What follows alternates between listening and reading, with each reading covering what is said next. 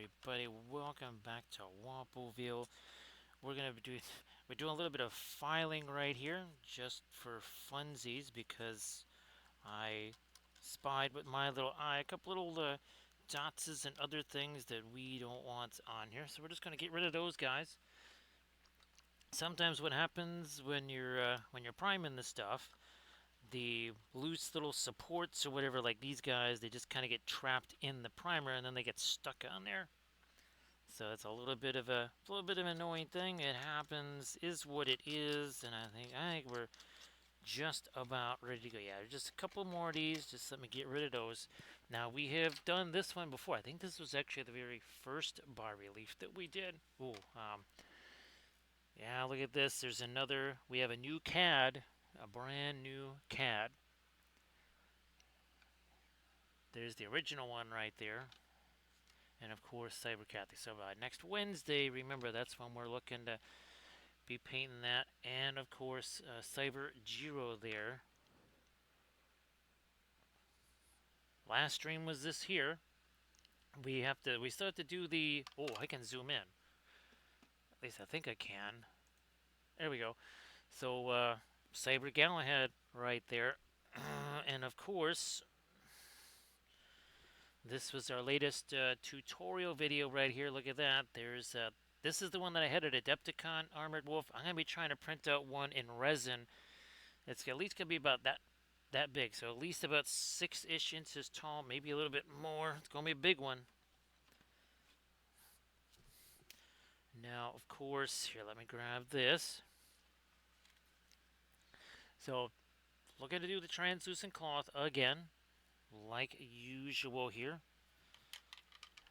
Oh, here's another little surprise.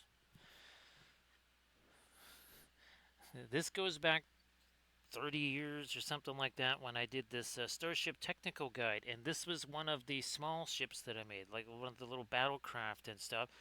And just for funsies, I took the I took the multi-view that I had drawn, and well, I was able to make this out of it. So that was super fun. Just gonna kind of get rid of a few of these little dudes here. Well, maybe not.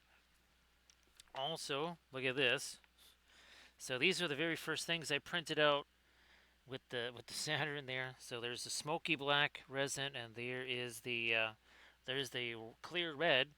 Now, what I'm actually going to do is I'm going to take the blue and the red and mix that together to make a violet. And I just got some green that's on the way, and I'm going to mix the green and the blue together to see if I can make a teal color, which we're going to be using a lot on here. That's what kind of got me thinking about it. Skin tones, sure. Let's do that. Skinny tones, whatevs. Get some of that. A little bit thinner in there just to kind of get things rocking and rolling. Like this here. Yep, going to do some more up here. Yeah, and if I need to hit this with the ye old file again, I will. It's again no big deal, not a problem. All right. Oh, that's right. We want that. We'll keep that saberish. Hope. Well, it's not exactly a pristine sponge, but it's a sponge. Remember the alkyds, not so much with the staining stuff, right, Bogus? How you doing? So Bogus, well, it won't be the Western Bulldogs. Wrong sport, I know, but yeah, there's their season. They started out 4-0, and then their season took not just a dramatic turn, but a rather catastrophic turn, and it's over. It's over, as the Hawk would say. Let me see. I don't know how many games we are in that. Let's see. I know Carolina doesn't Carolina have a two? I think they have a 2-game lead on the Flyers. That I do know. I think the second one was an OT win or something like that. Beyond that, though, not super aware. Let's see. I know. Well, let's see. I know Buffalo advanced. I forget who Buffalo is playing. I do not remember who Buffalo is playing. I'm going to be some of this green in here now. Yeah, that first game there, bogus. Now, the second game, I think that was kind of like Philly maybe trying to make a little bit of a push there. First game, there was not much of a push. And I think maybe now there ain't going to be much more pushing, right, bogus? So I guess that could be a potential Carolina, Canes and Sabres going at each other there. That's possible. Let me do this. There was a couple of, shall we say, some of your older uh, legacy teams kind of making a little bit of a run this season in between your Buffaloes, your Colorados, your Carolina teams that kind of had success a while back. Nah, I think I want that to be more of a yellow. Okay, good. I still have. We're gonna employ this thing one more time here. Nice to see you there, Camda. So Camda, looky here. This is some of the very first stuff printed out on the new Elegoo there. And actually, Camda, I actually have profiles. So I have a separate profile for Smoky Black, a separate profile for this. And I even went back to the Anycubic and created a separate profile for the Anycubics and this specific resin. So here's the new CAD also there, Camda. That's the new CAD right there. Now, I actually have green resin on the way. So I actually have green, blue, red, and the Smoky Black. And I'm actually going to try start mixing some of these, Camda. What I've got to do is actually I got to find me some kind of a jar that I can mix them in, so that I can just kind of close it and save them in there. So yeah, I'm gonna. That's another little side project there, Camda. Oh, and Camda, looky here.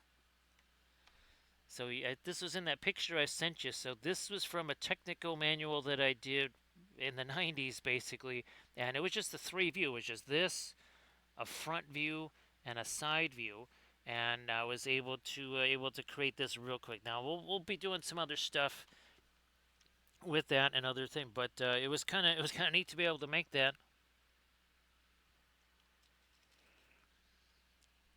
Oh, and I don't have. Unfortunately, Cam, I don't have the all the. I meant to have my rule sheets here with me. Cam, the game is definitely coming closer and closer and closer and closer and also closer to that kind of magical state there.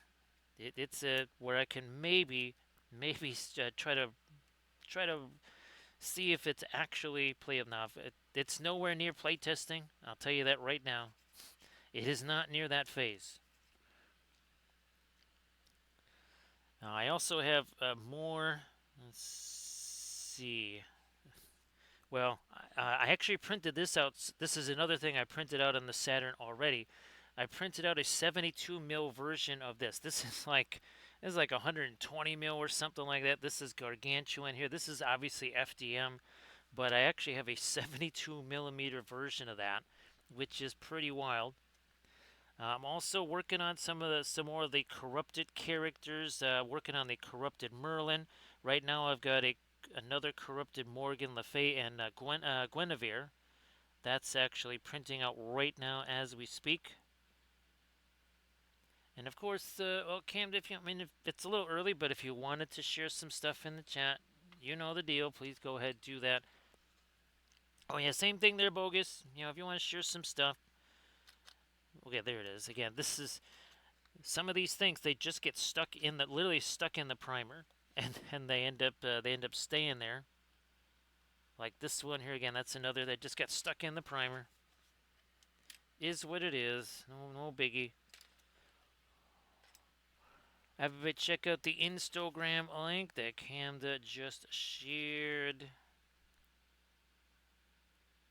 I start getting me a little bit of different skinny tone there. Can I grab this without destroying everything? Let me see. Here it is. That's not the right one. Where did it go? Oh, here it is. Here we go. That was one that finished yesterday. So this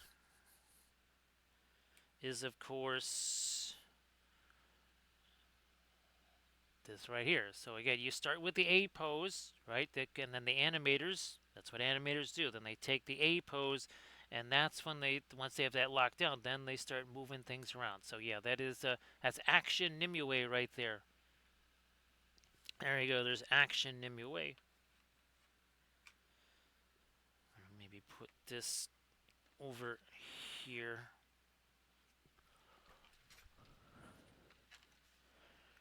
So that was super fun. And of course, I don't know if you saw the latest video there, Camda. I just posted that a little bit ago. And that's an FDM printed Arachne. Let me do this. A little more here. And then we have to kind of step away from that for a bit, and we're going to start doing some of our other stuffs here. Thanks, Bogus. Appreciate that. We still have Pearline Crimson out on the palette from that other video, so I'm going to use it. And not letting that go to waste, right, Camden? Nope, not doing that.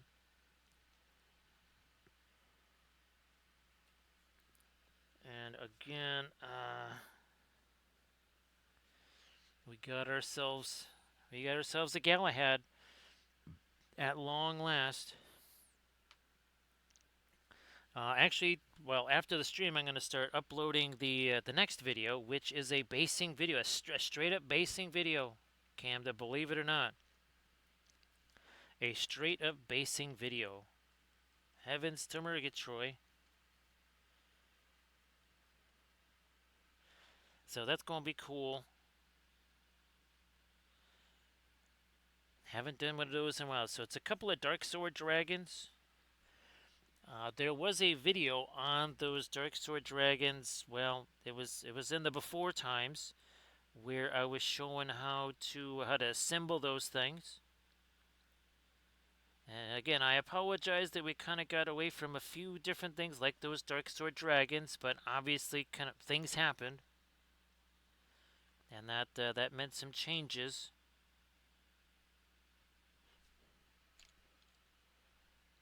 Taking this, making this lighter. We gotta make this here lighter too.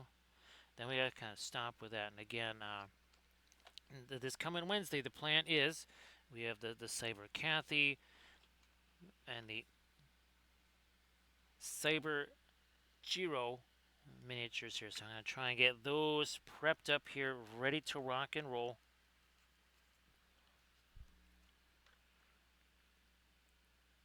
So some of this is alkyd, some of it is more your high-powered oils, only because they were left over on the palette from that other video. So I'm like, okay, I'm just gonna use them.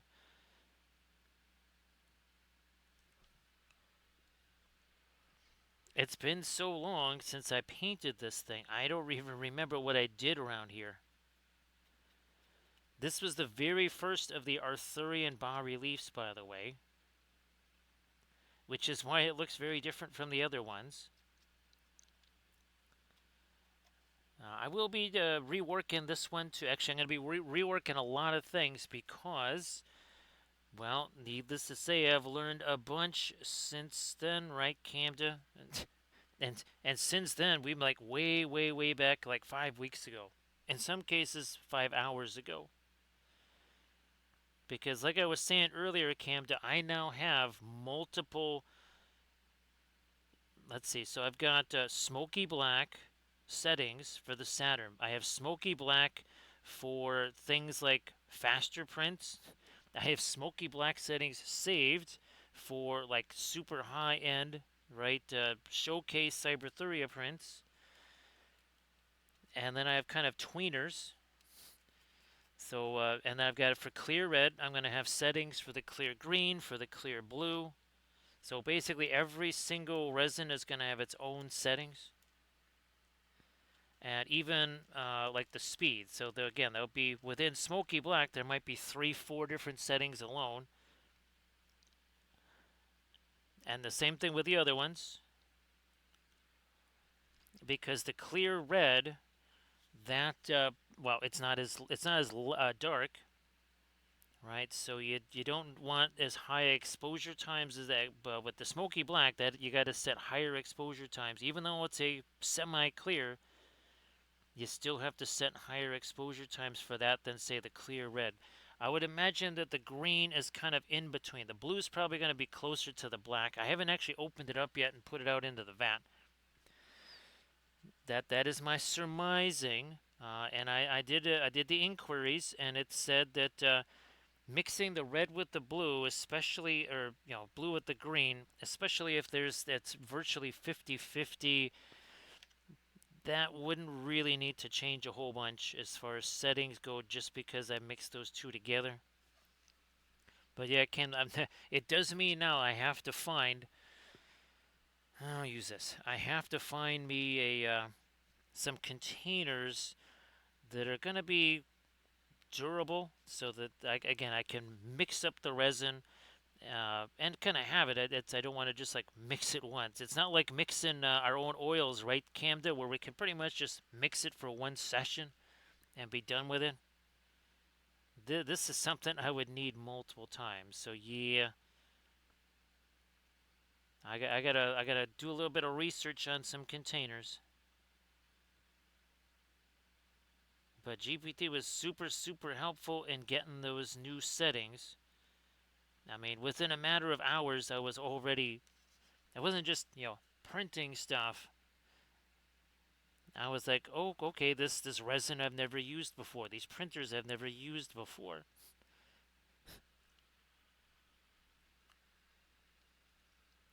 So everybody check out that link that Camda posted. Now, Camda, were you still going to do all the way to 100, or were you like, okay, you know what, let's just go to this amount here. Let's do 40, let's do 50, something like that. That's good enough. I was hoping to do a regular painting today. And actually, it was going to be one of our Cyberthurians, but there was no way that was going to happen, because I'm running what, four resin printers, and of course the FDM. I actually have to print out more my giant bases. I can't believe it, but I printed out tons of them, thinking, okay, they'll last a while. Nope, they're already getting torched through. Already just scorching right through those things. So I will be printing more of those tonight. Look at that, 110. 110 for Camda. There you go, a little bit of height between there. Hey there, Velcro. How you doing? Let's do, come on. There we go. So say we all. So say we all. Thanks, Velcro. How you doing? It's funny, Velfera. AD is like sending me messages saying, "Aren't you streaming tonight?" So like, I'm trying to get ready, because apparently AD is not aware that well, the streams start a little bit later, right, Velfera? Just a teensy bit. And of course, again, here is some of the very first stuff printed with the with the new Elegoo there. Really super happy with how these guys turned out. And again, then a well, for resin printer anyway, a gigantic 75 mil version of. So there's the big old serpent throne there. We got all kinds of fun new stuff there, Velfera. Oh, it always is, right, Velfera? It always is the best. I'm going to roll with this. Perhaps a touch of thinner here. Now, I did post the latest video. Another one is going to be posted tomorrow. Now, I don't think I'm going to have a chance to film. I was hoping to film the next episode in the Army Painter series. I don't think we're going to get that done. Also, too, hoping to avoid sleep streaming here, because, well, I was awakened multiple times, way, way, way earlier than what was supposed to happen.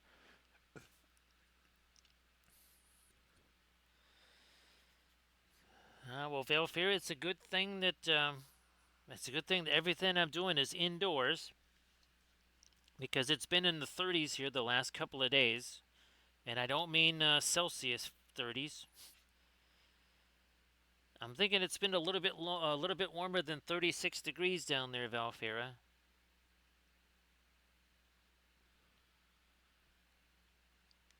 Let me do this here. Let me do this here.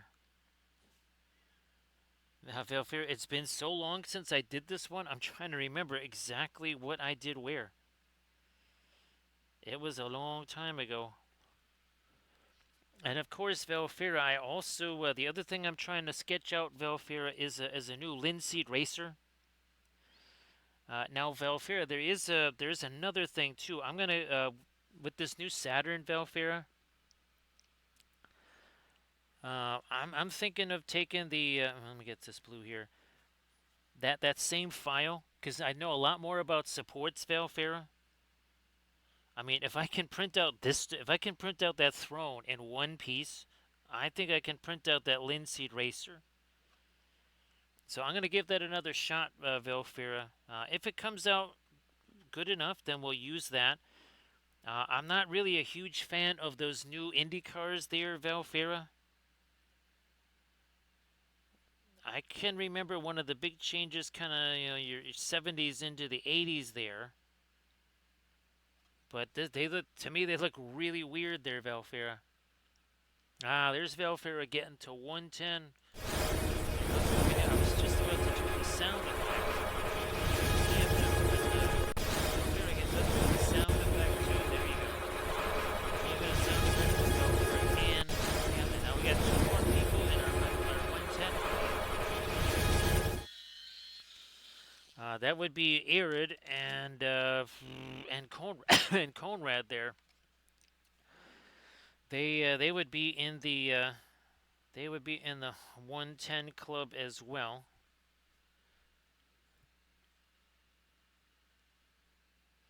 Let's do this here.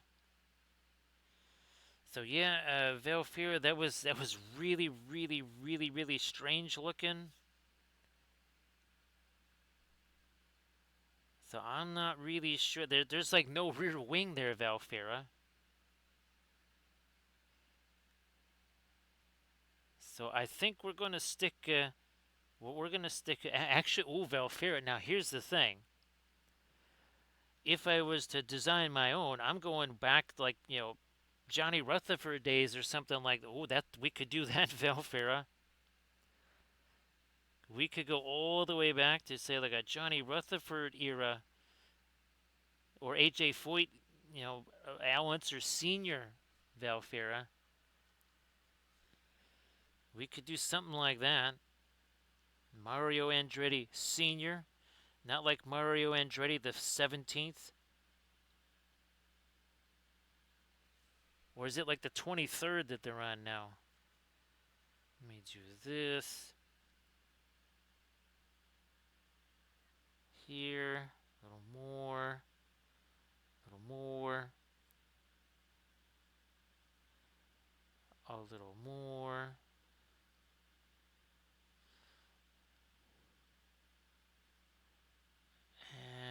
Yeah, let's get a little bit of that up here. Blending brush. I'll use this one right here.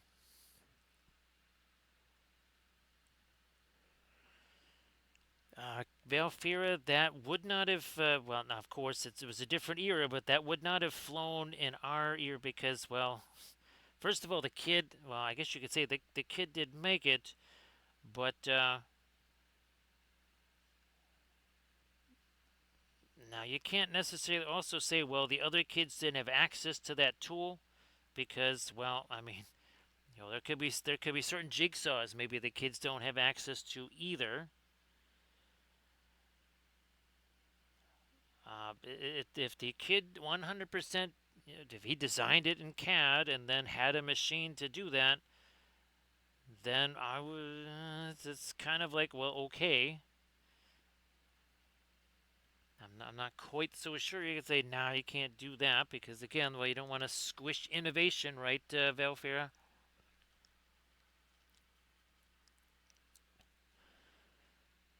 Because, I mean, there was a wide gap between some of the Pinewood Derby cars, even when I was a kid.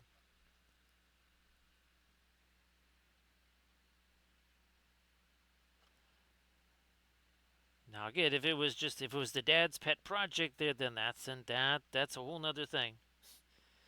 But if not, it's like, whatever. Uh, and who knows if Valfair actually, the few times that I got to do it when I was a kid, the car that did the best was the one that was like the least fancy. It was the one that's like took a hacksaw to it, made a wedge, and that was it. That one did way better than all the really fancy stuff. Let me work this in too. Here. Oops, that was a little bit more of that green than we wanted there. That's alright. We're going to take this. I'm going to do some of this here.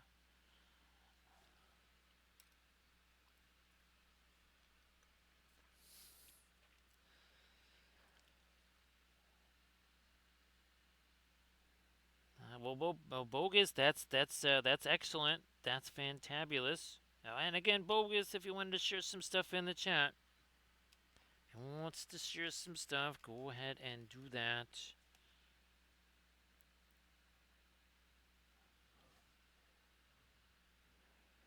No spirits there, bogus. Just the brush, because that would just wipe it away. Yeah. So no thinner, no none of that kind of stuff. Blending brush means nothing on the brush except just the brush. Yeah, if you put any kind of thinner on there, you will quite literally erase whatever's on there. Now we do the loaded blending brush, right, right, Camda, where sometimes we'll have a little bit of paint on the brush, and we'll do that same gambit.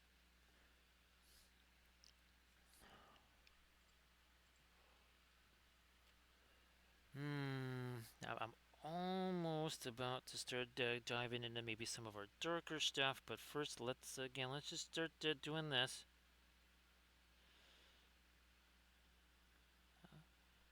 Boy, it's been a long time since I've seen this one, Valfira. But like I said, I'll try to rework it so that it's a little bit more in line with all of our other ones.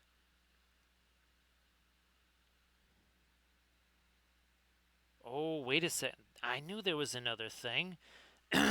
This is what we might be doing on tomorrow's, well, the stream later. Look at this.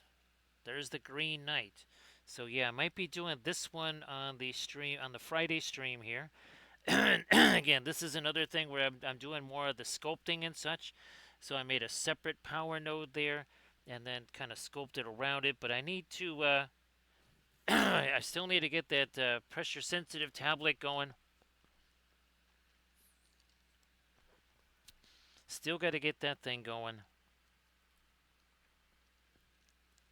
But again, been working really, really, really hard on the rules. I'm sorry that I don't actually have the stuff. I thought I had all that stuff in here that I could show. Obviously, I can just kind of show that on the stream tomorrow, or well, the Friday stream.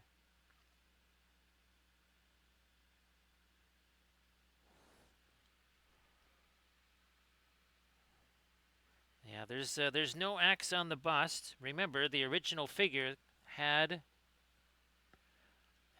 the sword. I tried about 10, 11 different ways there, Valfera, to make an axe work. There was no way. It just, it either looked ridiculous or it was going to be impossible to print. Pretty much all of them just looked ridiculous. And after a certain point, it's like, okay, he's gonna have a sword. I tried,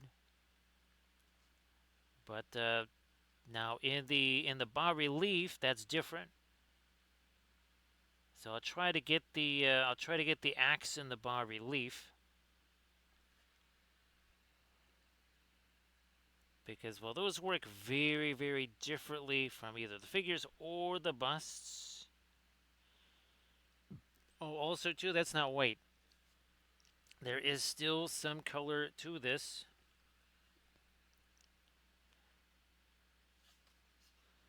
Let me do this here. So Valfira, hey there AD. Everybody, please give AD Creations a follow. Now, AD, you didn't post the turtles there to Insta, right? Those were looking really spectacular, AD. And it seemed like you were having a whole bunch of fun with those, and I'm sure they're gonna really really like it there, AD as well. Now again, if you have that posted to Facebook, Insta, whatever, and you wanna share that, please go ahead. Otherwise, just share your usual stuff. Same thing there in Ganes. Yeah, gotta keep it super secret there, AD. Now, in Ganes, no, you don't have to keep stuff super secret. Why don't you go ahead and show folks some of that fabulous oil painted stuff there? And again, we have ourselves, well, actually, there's two new Nimue sculpts. This is one of the two new Nimue sculpts right here. There's going to be another Morgan Le Fay. So I think I'm gonna have, let's see, one, two, three, four, five, at least five Morgan Le Fay sculpts that I know. Well, actually, six. Nope, seven. Yeah, because I'm counting the corrupted versions too. If you're like, wait a minute, we're also talking about cyber and non-cyber. We're talking about essentially almost like pre-Queen Guinevere, one of those sculpts.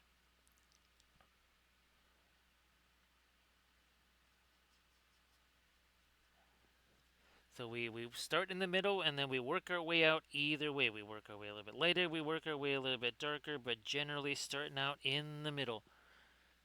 So everybody check out that Instagram link that Ngane's posted, the Instagram link that AD posted.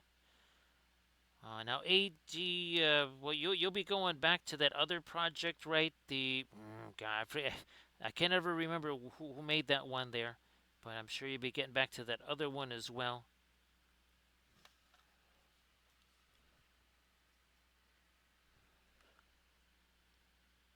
Trying to go a little later. Then we're also going to try and get some of that. Remember the yellow that we got on these, and that really that was a super nifty thing on our water lilies there. AD, if you wanted to share the Kickstarter campaign or anything like that for him, please go ahead and just like folks let folks know about that Kickstarter campaign and that well, you'll be painting that up on stream.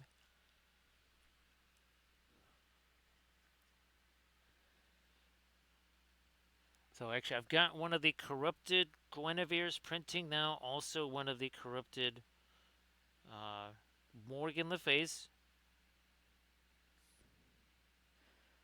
And as far as the rules go, got a much more solid, what would you say, a solid handle on, say, Mordred, what he does, how he works. And then with the individual characters, how does corruption work on them? So remember we were saying we didn't want it to be like, okay, they turn corrupt, they turn against everybody. So, and I think that A, make it more interesting, and B, kind of mm, not have it be just they, okay, they turn against you.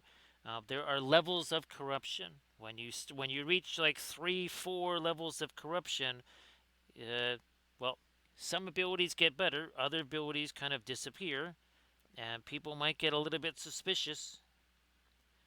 They might get a little bit suspicious of you there. And I've got those alternate agendas as well. I showed those a couple of streams ago. So once you get to 6 corruption, that's when you're handed one of those agendas. Well, you have to pick one. You don't pick it. You randomly draw it there. So everybody check out that Kickstarter that AD Creations posted there. AD's gonna be painting that on the stream, so be there. Give AD Creations a follow.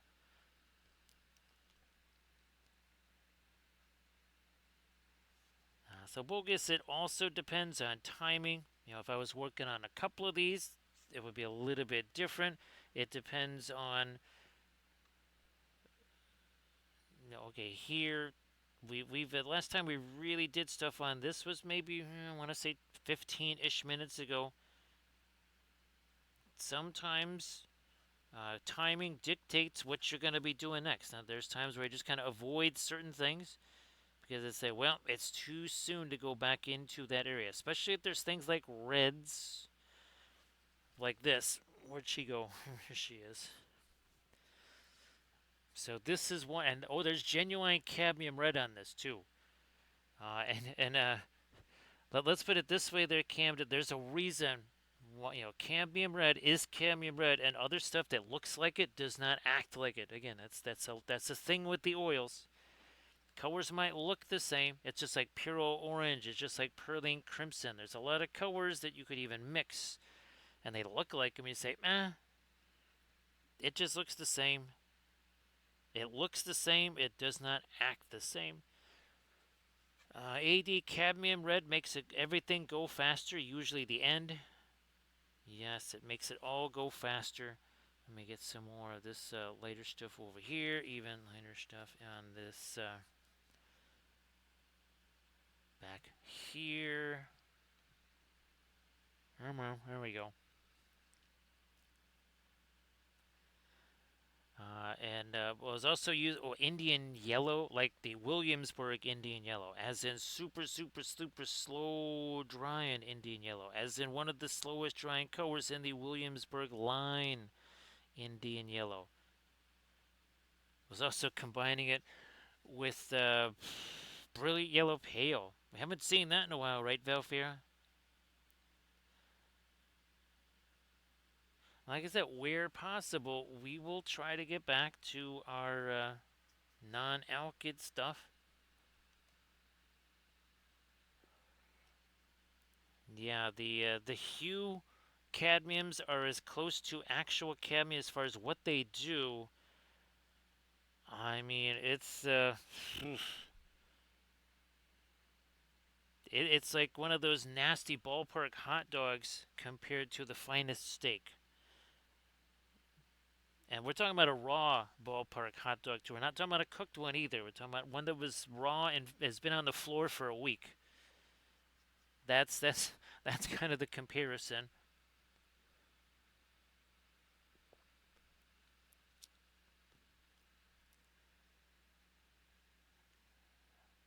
And again, it was shocking when I put it on the figure there, Camda. Again, when you watch the video, you're gonna hear me go, "Holy smokes!" I was that taken aback because where's the thing here? Is it this? I'm trying to dig it out here. Well, here, both of these. Let me grab the other offender here too. Yeah. So these two, right? And then what's the other one? Even like naphtha, right? In comparison, it does not do what the cadmium red does. It looks the same. It looks the same when you see it, especially on the palette. But man, oh man, it is not the same thing. Not even remotely close, which is pretty wild.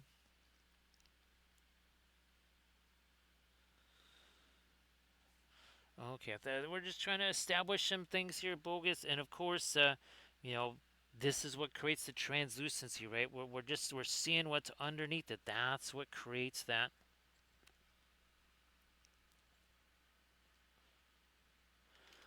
What's hilarious, AD, is that it's the red of 1,000 names.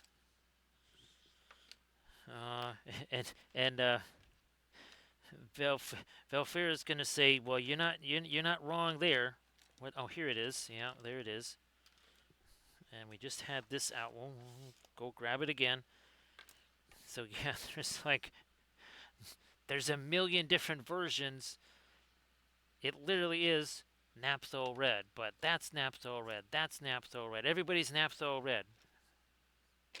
It's almost like Pigment Red 101, Camda.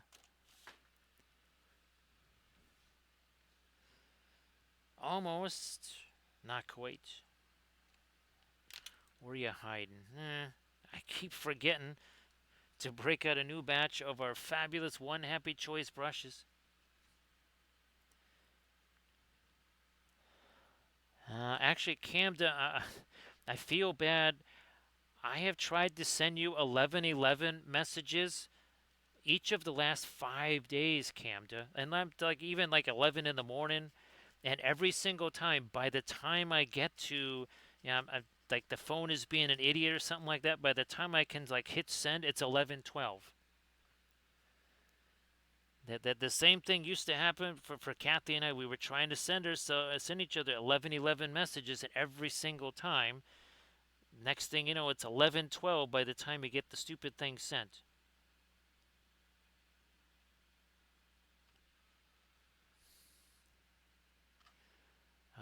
Where's oh, there we go. I'm like, there's another thingamajig here that's got the greens.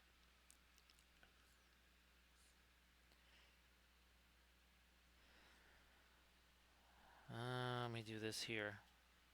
Well, if I ever get to do my B5 busts there, Valfera, we have to make a Zathras bust. Yeah, people they might recognize. Okay, Delin, Sheridan, Jakar, and Londo. Maybe Talia and that kind. But they're gonna be like, who is this guy? But I don't think a Babylon 5 bust collection, right, Camda, would be complete without Zathras. Poor Zathras, right? It's always poor Zathras. Now here, this is a little bit. So there's a well. This is actually, believe it or not, that's genuine Indian yellow. Bogus. Yeah, this is actual Indian. I forgot. This is left over from what I was painting. So that's see that the vibrancy in that green, it's there because we took. Now this is just the what would you say, the Alkyd version of it. Now AD, the other, oh god, was it a stream or was it? I think it was a video. It was a video, and I was using the Williamsburg version of Phthalo Green. It was just what I was talking about. This with this comparison of the cadmium red and such. Oh my goodness, wow! It was shocking to see the difference between this Alkyd Phthalo Green and say something like a Williamsburg. Because that Williamsburg phthalo green also makes other phthalo greens kind of look like well, not a whole bunch. Nice to see you there, Silent by Design.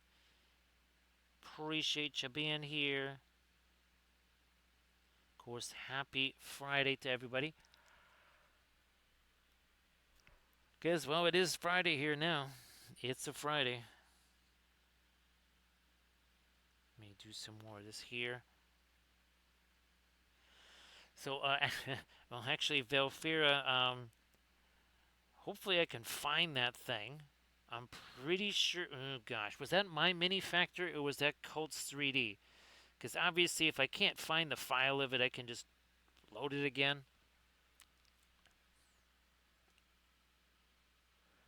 Well, that's fantastic. Hey, Silent, why don't you share? Why don't you share that? All right, I'm going to do this. And here's our fabulous Radiant Periwinkle, Camda. There it is. Fabulous Radiant Periwinkle going to go in there. Not so much about value, it's really more about a little bit of a color shift, right, Daddy Kelt? So, Daddy Kelt, I hope that the stream went well. I tried to, I didn't get a chance to see what it was you were painting. I'm sure you're working on the same thing there. Now, of course, everybody please give Daddy Kelt a follow. So, Daddy Kelt, like always, you want to share some stuffs, please go ahead and do that. And I'm pretty sure you rated when we were doing this, right, Daddy Kelt? There's our last one right there. So that is Cyber Galahad. Super fun with the wings, with the show, all that little glowy stuff there, all that fun stuff there.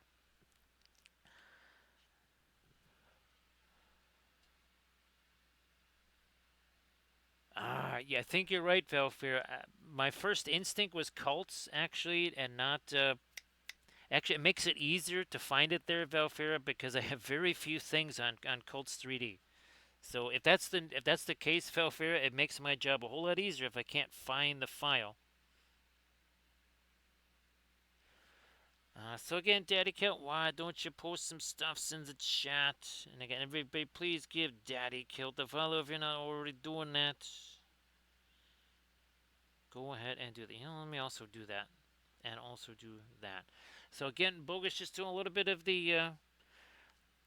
That was almost kind of a loaded blending brush right there, Bogus, because I was. This is one of the we call these are micro blending brushes here, but when you got the paint on there, then they become a micro blending brush. That's a little bit of a loaded blending brush there.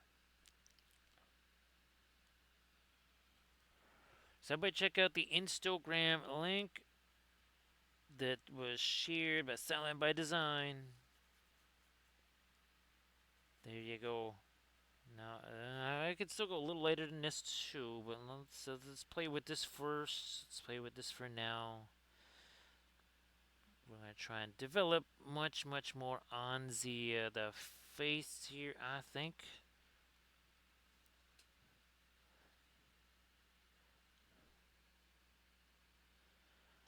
What's weird, Valfira, is that there's so many of mine, Valfira.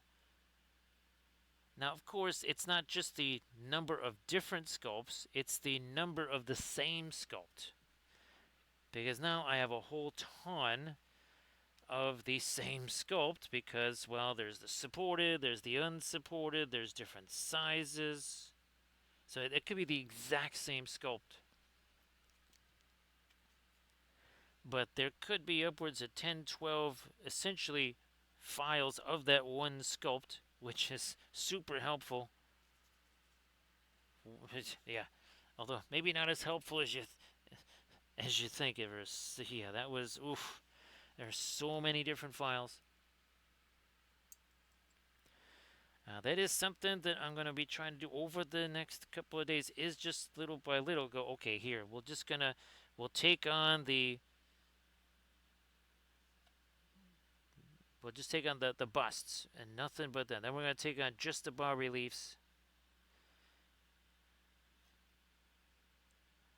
I also literally have to start making file folders of orthographic images. Good grief. There's because every miniature now has somewhere between 4 to 6 of those. That's every single figure.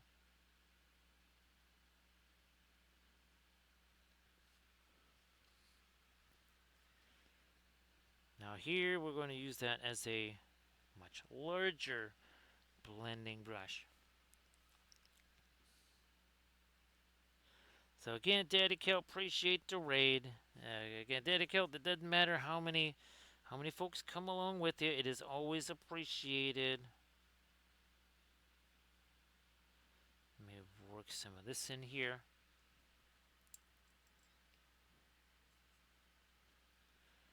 Oops, nope. No, I want to do this. There we are.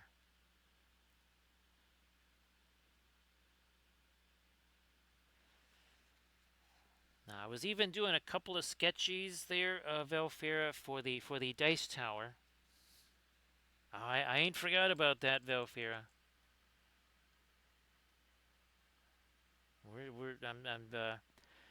Again, the closest example that I have of what I'm going. Where did you go? There you are.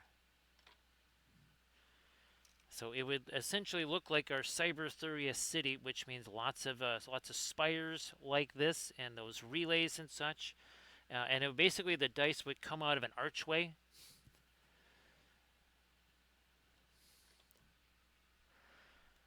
Now, what if I can print it out large enough there, Velfera? Who knows? Maybe I could actually put little LEDs in there. And I don't mean like hardwire LEDs in there or something like that. I just mean I'll just take some of our little flashlight type things, stick them in there, and just be using them unless I can locate some. Now again, I might be able to do a little bit of researches there with the GPTs and might be able to find something. So AD, I found as I was talking with Kathy's family after getting nailed by the rose bush like 400 times, I said, "All right, the heck with this." Even my old welder's glove was not enough to keep me from getting zapped. So I actually went on GPT and said, "Okay, is there such a thing as an armored glove that I can use for doing rose bushes?" And of course, it was called Ogre. And I'll have to show people that it came with it's a family-owned company, and it came with like a big old thank you thing with a portrait of the family.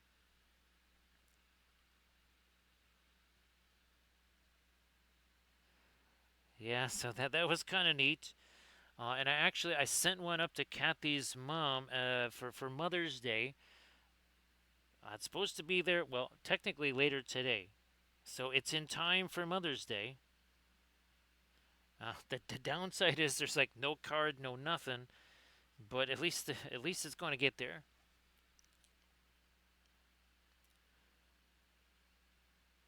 She's going to be like, "What Amazon package is this?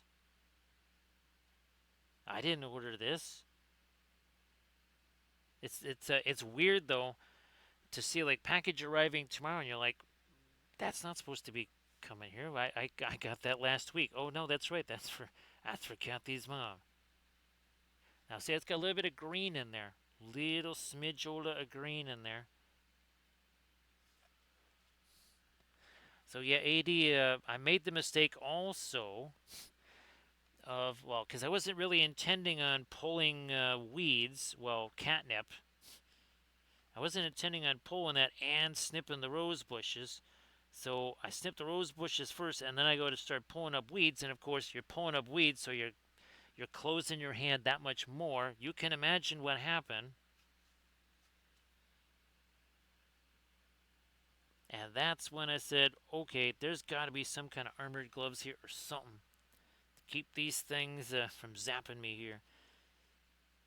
All right, I'm gonna try to lighten this up a little. Come on, a little more, a little more, a little more. There we go. Maybe that too.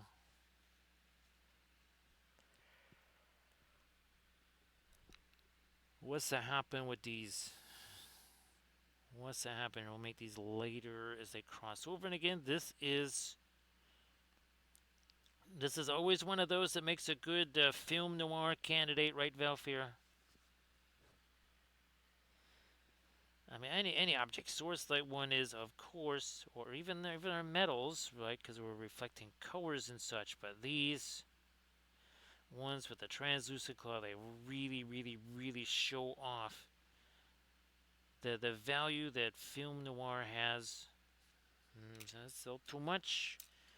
Looky here, we're gonna grab maybe not that one, this one here.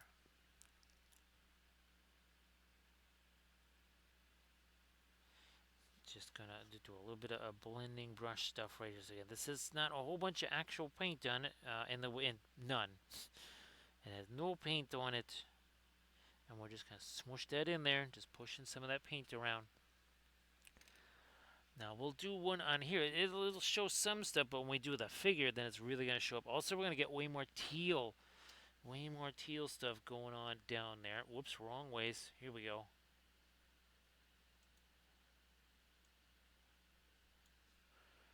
Back to Wraith Nimue, Velfira.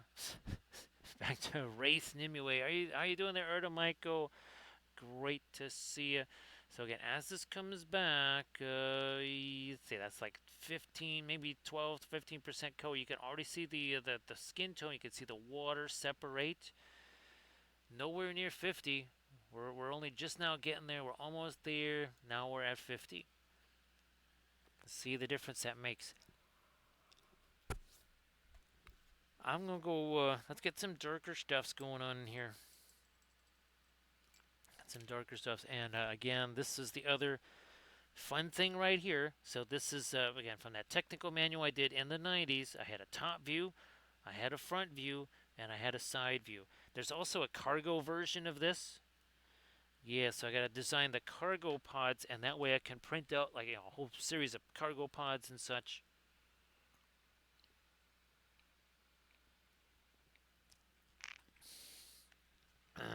Darker, darker, darker. Not glazy stuff. Not glazy stuff. I guess I need to break up my thinner and stick it on these because this is a mix. This is a mix of the Payne's gray and the Moore's black and big old chunk of something on there. I'm gonna get rid of that.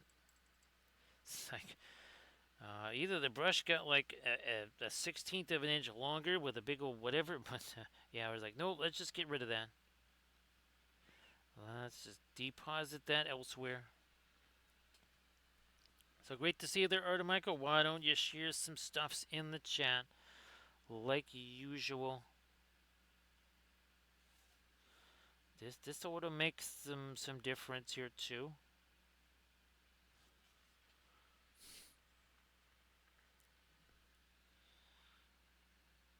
Because again, we got a whole bunch of midtones and all that stuff. Now it's time for some of our darks.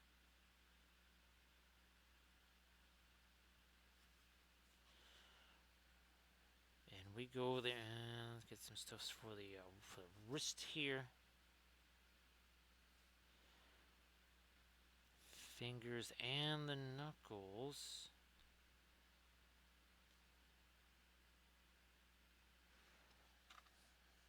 So now it starts to look a little bit less just like a gray hand. Everybody check out that link that Michael just posted.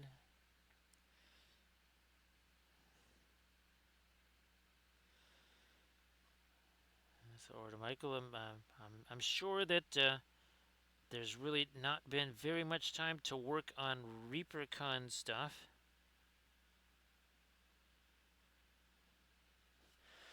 I did just hoping that you're able to head there and at least get there.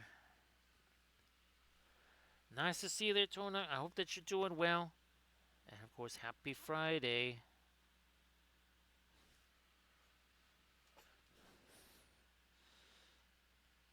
So Tona, having some fun. Back to again, this is the original, for the very first of all of our bas reliefs, our Cyberthurian Bas Reliefs that we painted. And of course, this is for our Friday stream would most likely be the Green Knight here. I'll try to get him all prepped. He's going to go on one of these type of base. Also depends too if I don't have one of these ready to roll, then it would be something else. I mean, it could be one of our Celtic goddesses too.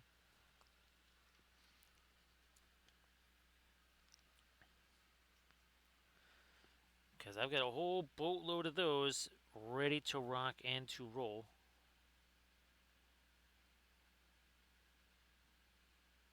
I didn't want to get into the corrupted version of our Cyberthurians just yet. I'm kind of hanging on to that for a little bit yet.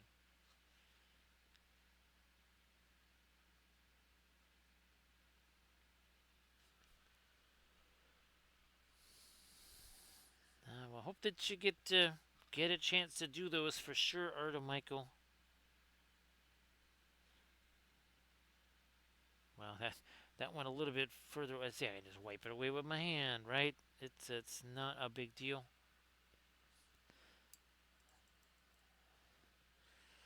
That's right. I got a chance to paint a couple of those. I'm gonna grab me some more of my Prussian blue. Bring out the Prussians here.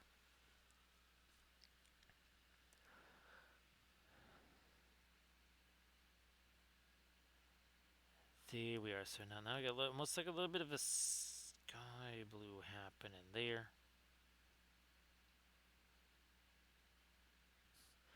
Back to, is this a right pure straight up blend? Yep, that's a blending brush because there's nothing on there. There's nothing on there. indigo green, phthalo green, indigo, phthalo green, indigo again. That is not perylene black. See, that's one of those that looks like perylene black. It can look like it and walk like it and talk like perylene black, but that doesn't mean it is perylene black.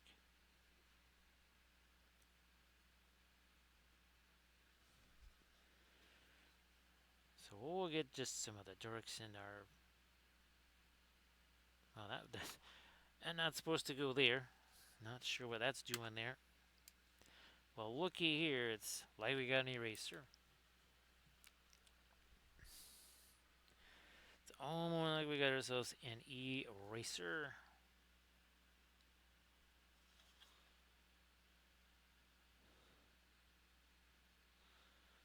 Now that Wednesday stream, that could I'm targeting at least 9:30, but possibly as early as 9 Central. Again, we've got the Cyber Kathy for it, and where's our Cyber Giro?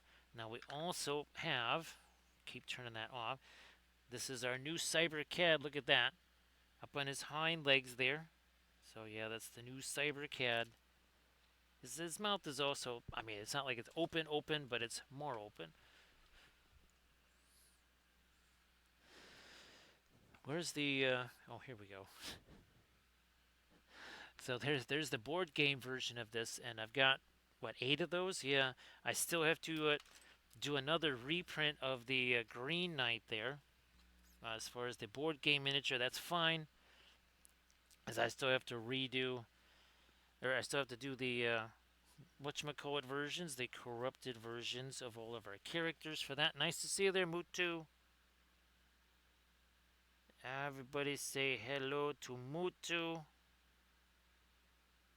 So Mutu, I don't know if you saw the latest tutorial video. Just went on the Patreon page.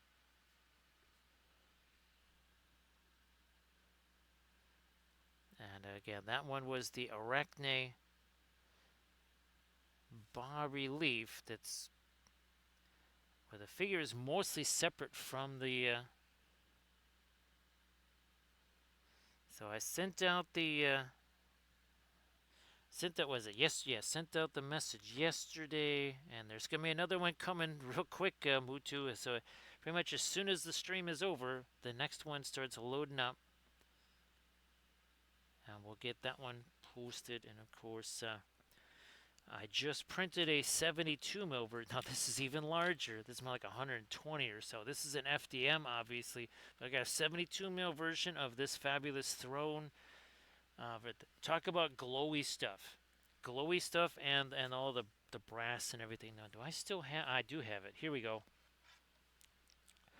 So that's kind of what it's gonna look like. Is this right here? You're gonna have all the glowy green stuff, and then again that kind of brassy type color on the sneaky snakes there.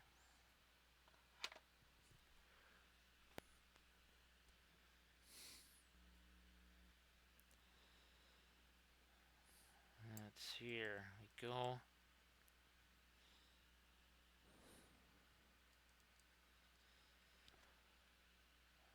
Well, Mutu, that's still a little bit better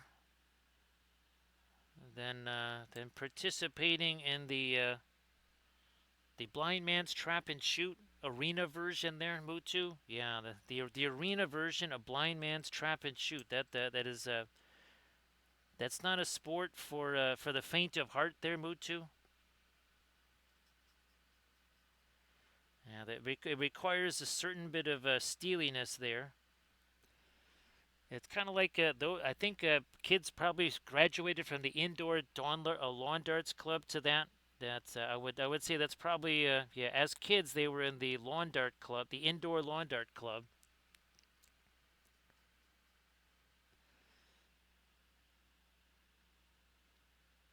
I mean, if lawn darts are fun on your lawn, they're going to be way more fun in your living room. Let's get some of this right here. So thanks, Mutu. Appreciate that.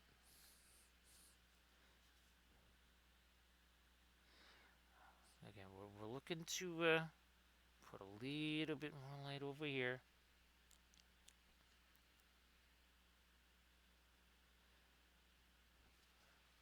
Yeah, Mutu. It was just we at this thing last weekend. We were just reminiscing that at scout camp, if your bonfire could not be seen by civilizations in nearby galaxies, you are not doing it right.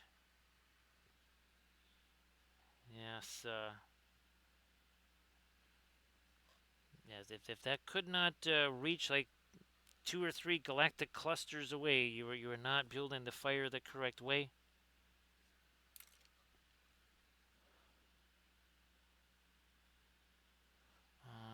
Let me get some more of my lighter stuff up there. I'm gonna go. Where's my Indian again? This is the action. This is high octane Indian yellow here. Wow, I just mixed that with the Torosa.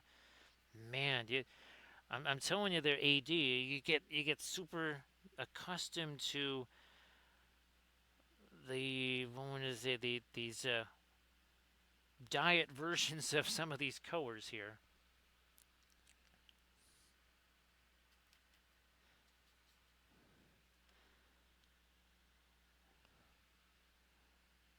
Man, I mean, it's like, jeez Louise, I put this on here. If again, all kidding aside, if that were the Alkyd version of it, you'd be like, well, did you do something there? I saw the brush go over there. I didn't see much left behind.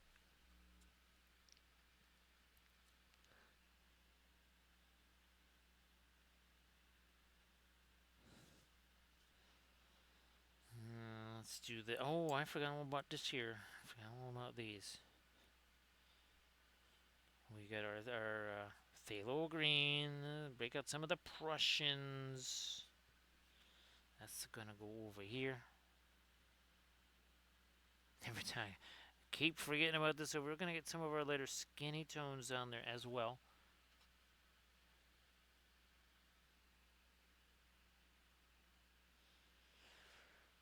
Yeah, Camda. If you don't end up like what was it? The Raiders of the Lost Ark, right? If you get your face too close to it and you don't end up like Raiders of the Lost Ark, then again, it's clearly a failure. I'm gonna get the. That's a radiant green. We shall mix that up. And again, this is not the fabulous Williamsburg phthalo green. It's phthalo green light. It's a 0 calorie version of phthalo green. How's about we try to work in now some whites on these little thingies here.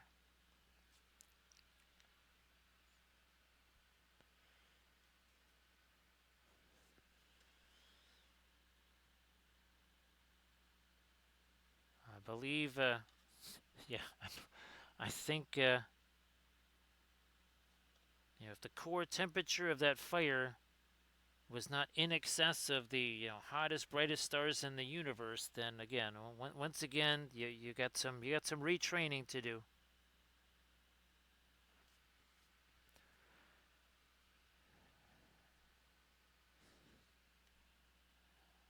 Now, again, Camden, it's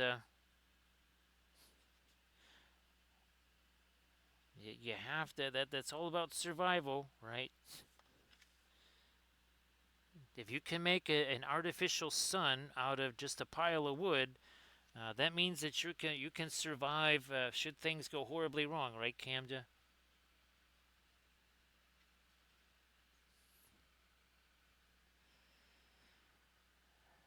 Yeah, there's sometimes Lord of the Flies was pretty much the best way to describe campouts. I shall try to get on this little. There you go. So on our Excalibur, they're trying to get a little bit of our glow from behind on there.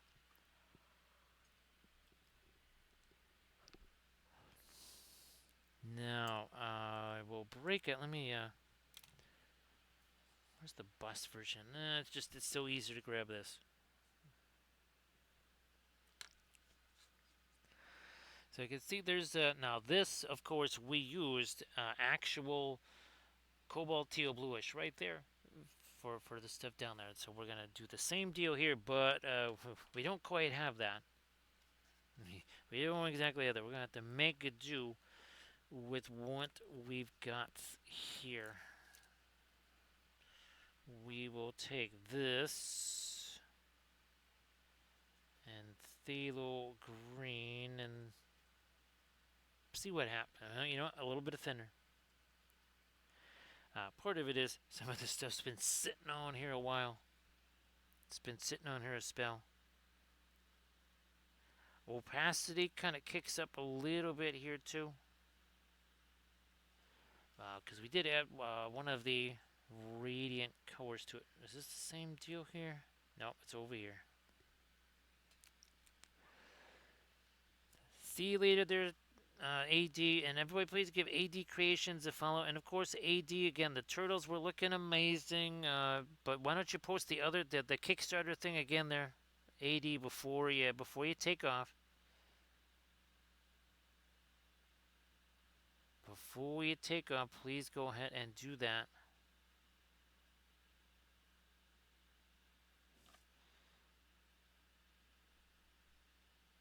Come on, remember, fine, I'll just use you as a blending brush, or will I? Yeah, the heck with it.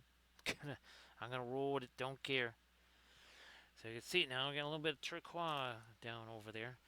So again, the latest Army Painter video, or the latest tutorial video on the Patreon page, posted yesterday, but there's a new one, brand new one is on the way. Spoiler alert, it's a basing video. I wonder, can I actually grab one of the dragons here? I think this is the water. Oh yeah, this is the water one here.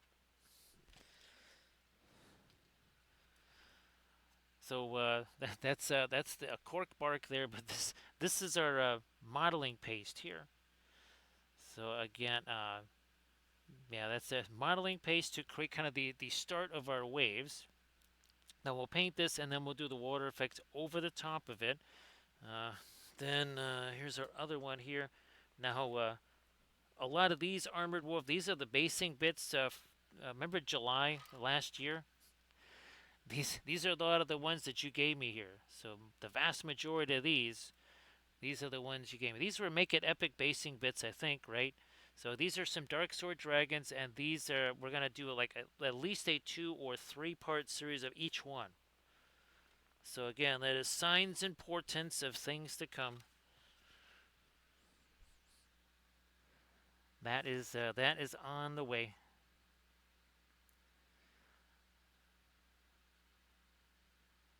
The next video that I will be filming is well, now that we got this one done, was episode 4. Yeah, episode 4 of series 47. That's our Battlefleet Gothic ships.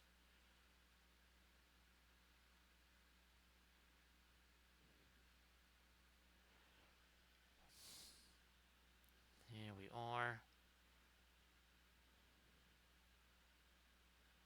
Let me do this.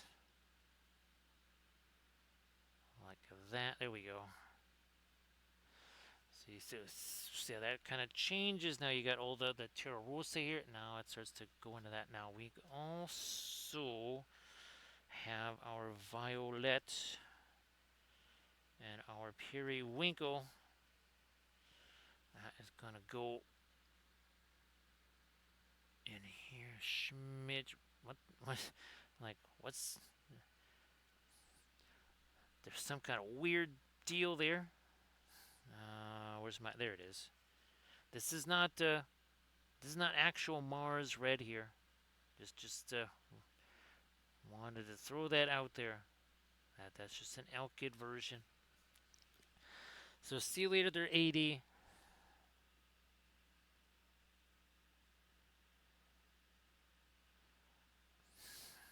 Now I'm gonna go back to the.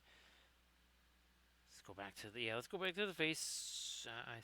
First, I'm going to maybe take this and do a little bit of maybe brushstroke management there.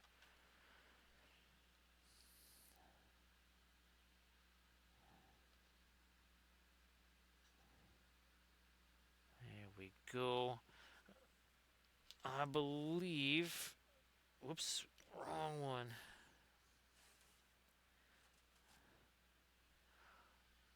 There it is, fabulous red ochre, Camda. The the Terra Rosa from it's pretty darn orangey. It's even more orangey, I think, than actual Terra Rosa. I wonder if it's actually even closer to Venetian red of Richardson fame. Yeah, Richardson Venetian red. That's another one of those kind of super opaque ones, Camden. Now here, all I'm doing, there's no paint on this brush, by the way. There is no paint on there. All I am doing, I'm literally just taking the brush here and just doing a little stabby. And what that's doing, that's just kind of taking away some of that extra, some of the extra paint there. That's all it's doing.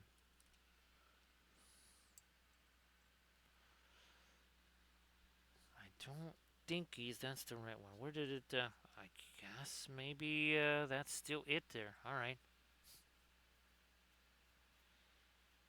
So there's some hot glue here that's wrapped around there, and now it's on here. There you go. That's gone.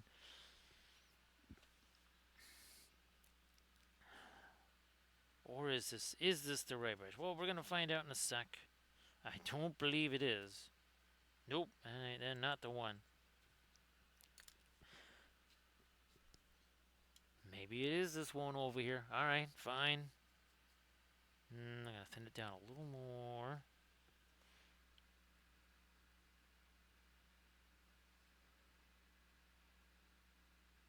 Take away some of that.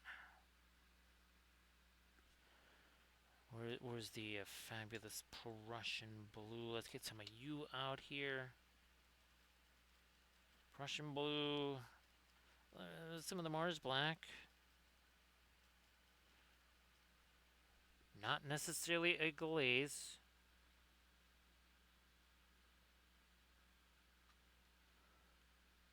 Trying to work in a little of the up here too. Yeah, let's do that. Down into the corners over here. Up and over. Like you do.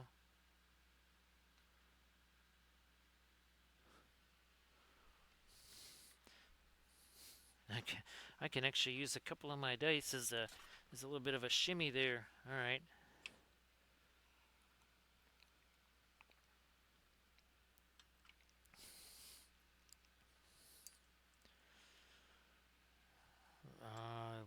Let me try to go another step later. Where's my radiant green? Plus some of that. Take that over here, mix that up.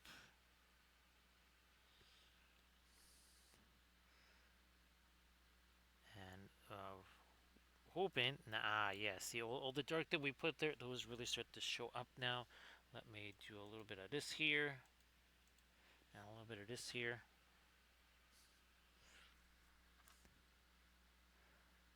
So the camera was all set up for that gigantic. Still can't believe I was able to squeeze that thing on the screen. Now, of course, I think part of it is I had, the palette cam and also the reference image could sort of cover up some of the weird things that you would end up seeing on screen as a result of that camera being so wide angle pull back.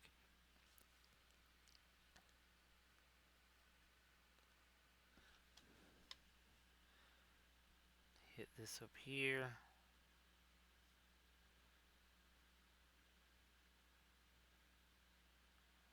There we go.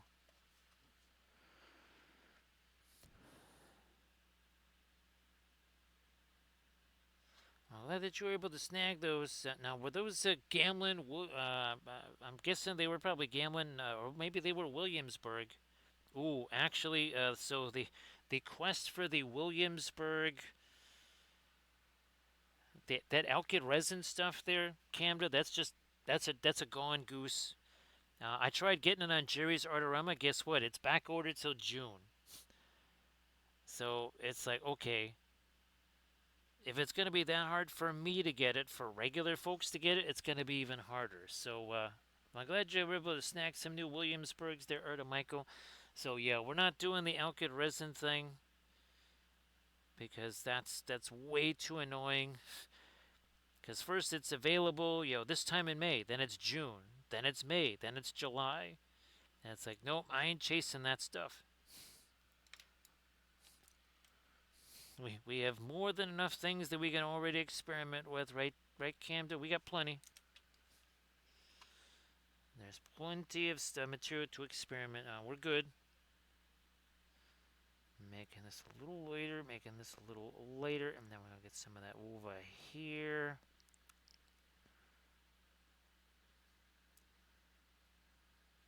A little more of that down here.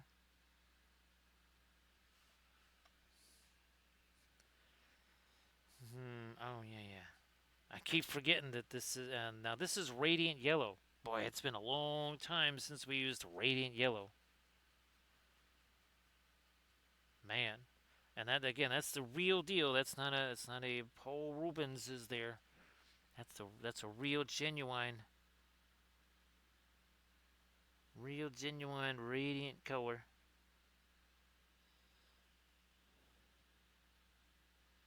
Start working some of that into these. I also want to get that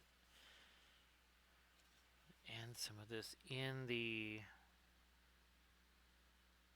water lilies here.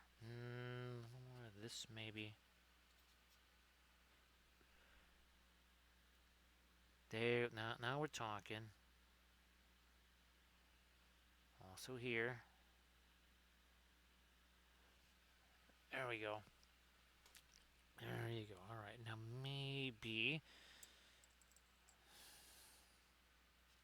green.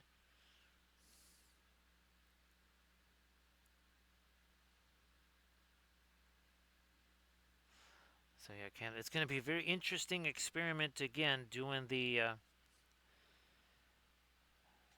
trying out the green, because that's supposed to show up. Well, basically later today, the green, the clear green resin showing up, and then I'm going to start doing mixes.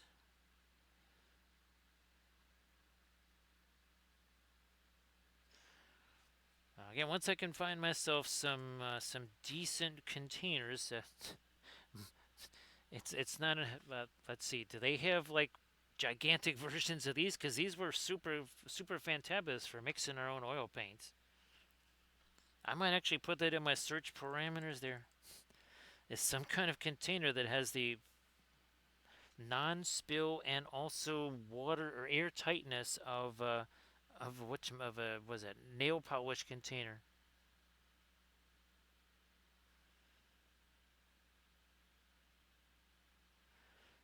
Now we're getting somewhere here. Now we're getting somewhere. How's about maybe I guess a little later on this here?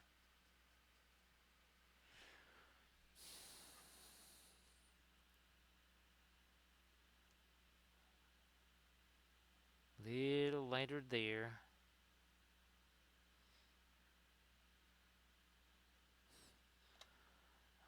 And of course, I think Fast Matte White might make its appearance in hour 2 instead of the usual hour 3.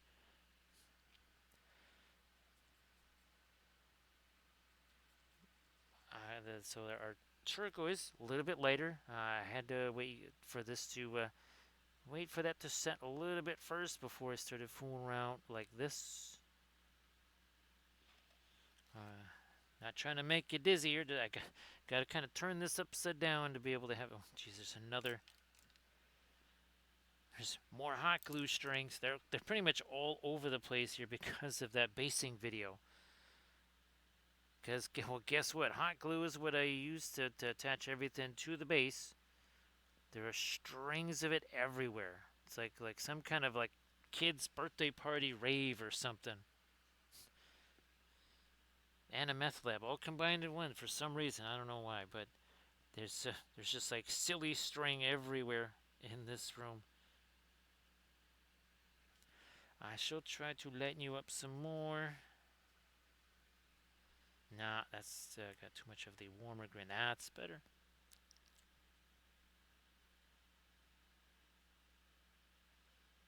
Now we're talking. Okay, there we go. A little bit of reflection of Nimue into said water here.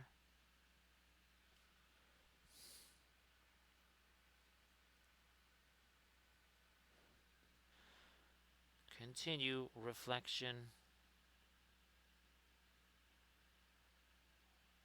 onto the water there.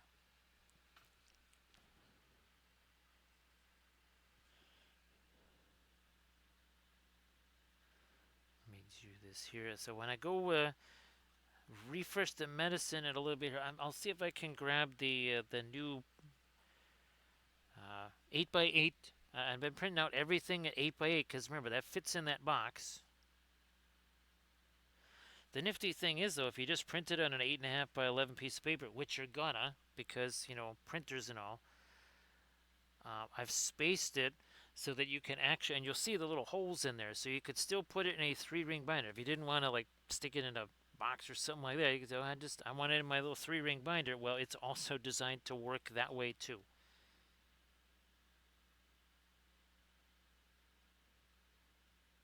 Hmm. Whoops.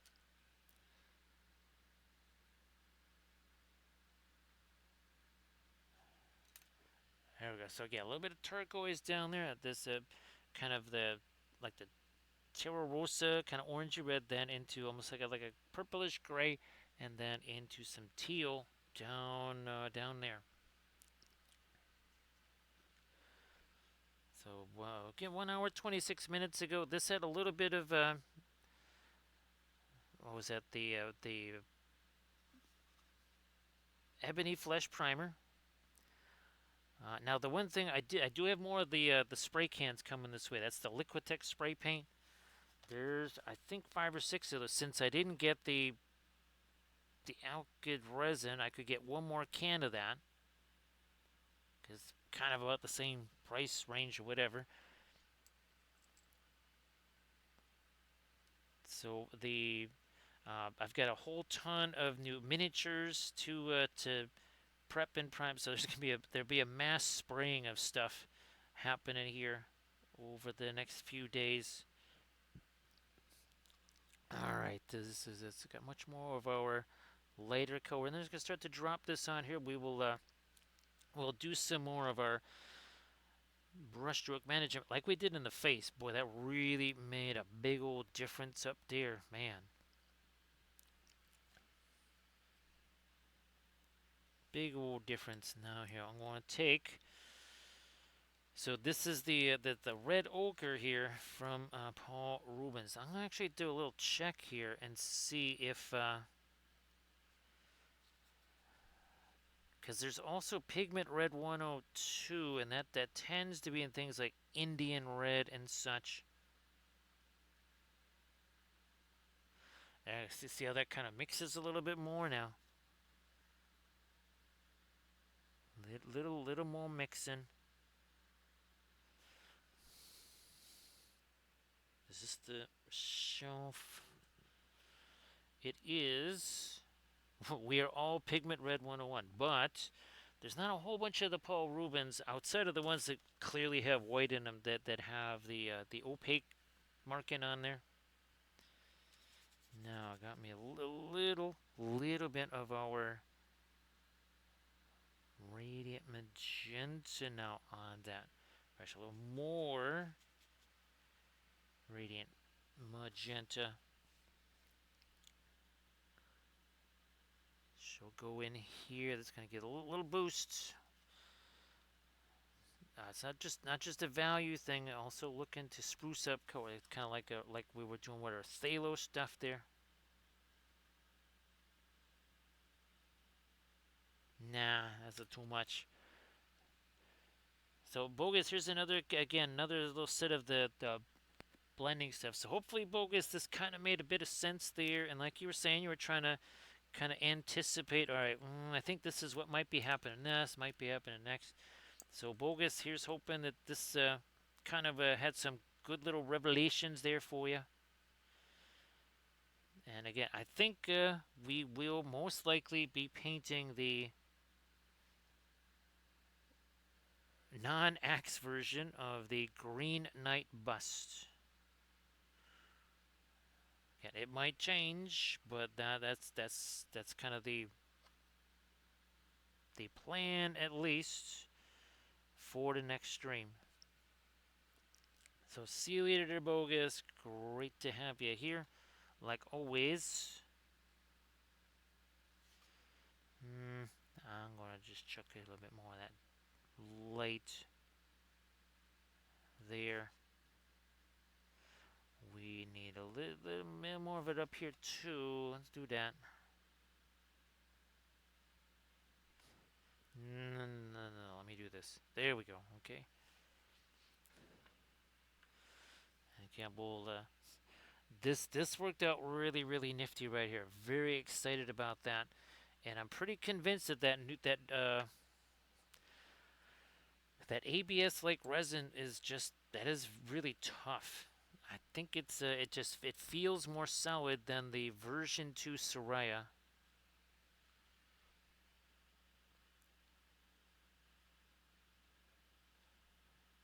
So and I also was going to try and print. Oh, that's right, some tokens too, not just dice, but I was going to try and print out some of the tokens because one of the rule changes. I don't know if it's a rule. It's more of a structural change necessary. With I guess it is a rule too. Instead of just okay, a tile is corrupted or not, and there's nothing in between. Well, now there is something in between. So corruption is actually not the worst thing. Fracture is the worst thing.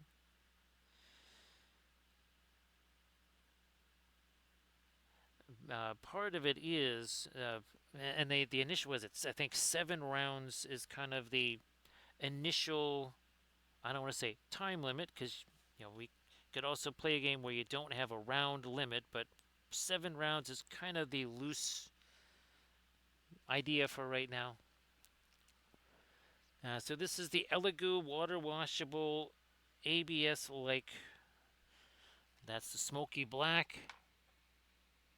That's the clear red. I have clear blue. I haven't actually opened that up yet, and I also have clear green. And again, I'm going to do some researching on containers tonight because what I would like to do is do some mixing of some different colors there. It would strictly be just for the game set. It would make no difference for for this kind of stuff. I'm gonna be painting over it, but it would be for some of the tiles. And then not really the tile, the counter, tokens, that sort of thing. More for those than for tiles because I think that would be kind of a pricey way to be doing the tiles. Now I'm going to get some of this here, some of this violet in here. Well, looky there. See how that kind of does a little bit of a change there from some of the colors that are in the arm here.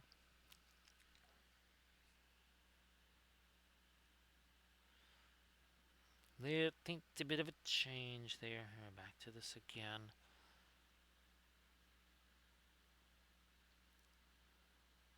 Now it looks a little bit more like waves. Let me try this. Also this. Well, that's going to be a real light green. My goodness. No. How's about we could cool that down? That was getting a little too toasty, a little too warm. Because basically it would almost kind of join in with what we got here on the border there. We don't want that.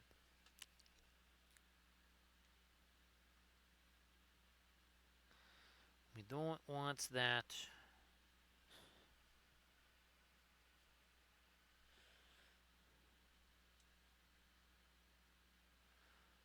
Let me try to get a little bit of here we need a light edge right on our lily pads here. Also some light on the leaves here.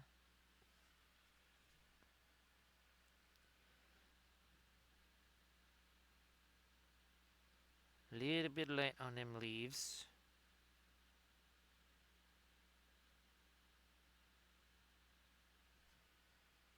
Like this and here.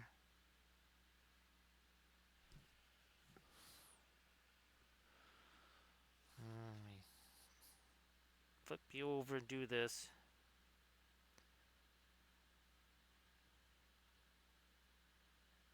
Yeah, that's there we go.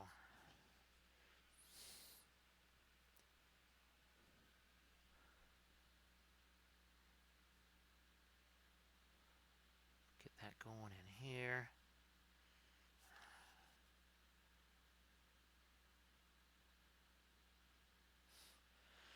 I will go back to this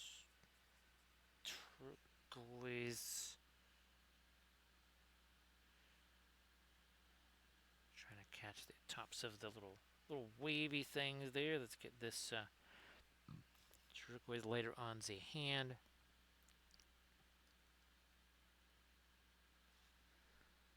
Like you do. There we are.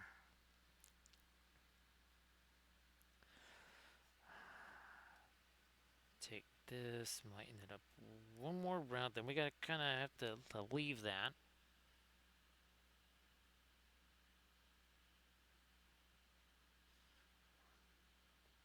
That away too. There we go.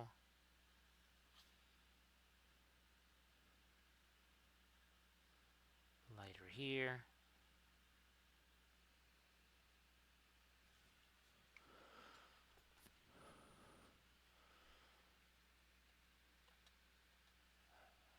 Let's see.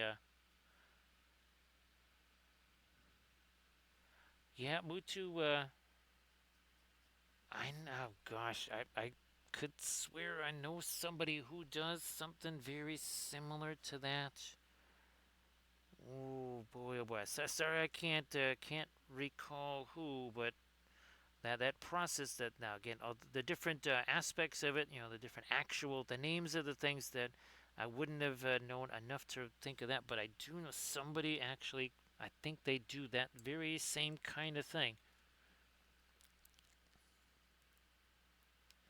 What I was very happy with their Mutu was, of course, with both of these resins, the thinner the piece gets, right, the more it just kind of turns almost like white. Now, these, of course, are very thick. The tiles and some of those tokens, those are not going to be thick. And here's the example I use. Like these here, you can see where parts get thin, it starts to get much lighter. So we'll see if the tokens are noticeable enough, because I don't necessarily, I might not even have the time to paint everything, and also too maybe other folks don't want to even do that. And if I can show, it's like, hey, you know what, because one of the charts, Mutu, you need two different color dice. So essentially you roll this, and well, okay, that's two of the same. We're going to say that's a double six. This represents the top row, and this represents the bottom row. So let's say that. Let's go with that's a 6, okay, here. So we'll do this, and we're going to do this right here. So the fracture is a 1, so that's a fracture right there, and then the Excalibur, obviously, that is a 6. So if you roll this, Mordred's agenda would be to fully corrupt and Arthur, because the 1 represents corrupting a character, and then the 1 through 6 on this dice represents who that character is, because there's 6 characters. So that's why the two different color dice. Now, obviously, he does that in secret, or the player does that in secret, and there's a little bit of there's going to be some trust involved. Let's put it that way. There's gonna now. I would say he rolls that and he writes it down. Obviously, I mean, I've seen games where there's that. Okay, it's a secret thing, but you do write it down. So that's another new mechanic that I developed. That took a little bit of doing. Mordred's secret agenda. Because now again, if it was just if it was a bunch of cards and you just dealt cards, it's way easier to get a across the board random, if you know what I mean there. Whereas with dice, it's there's going to be there's a curve there. Anytime you're using dice, 2d6, there's a whole bunch of results that are going to get you sevens and eights. There's a reason why in settlers, right? That's always like the most common stuff because sevens and eights, well, and sixes too. But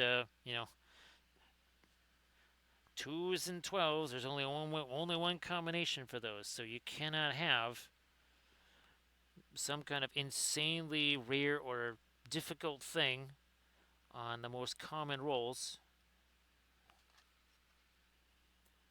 So that required, again, a little bit of changing there.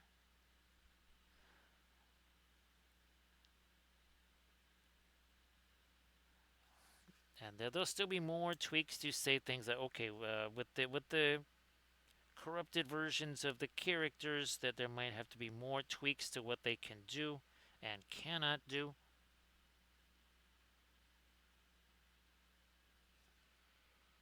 And then, what might be actually the most challenging part is to figure, okay, well, what if there's not 6 people? What if you don't have enough folks to play all the different characters? What happens when one of them's not out there? I think there is a requirement. You gotta have Arthur. That is the one required character in every game. You gotta have him. Sorry, you gotta have Arthur. But maybe instead of a Galahad, you've got yourself a Merlin and a Nimue or something.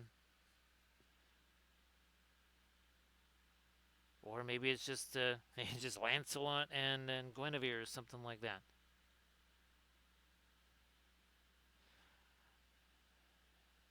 Now that's the two most difficult characters to put corruption are Arthur and Galahad. So that's why Arthur and Galahad. I think Galahad is a 1-5 combo, whereas Arthur is a 1-6 combo.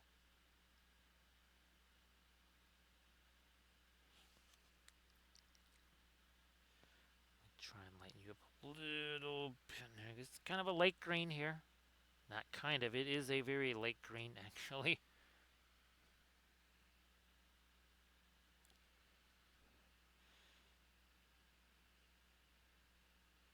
There. All right.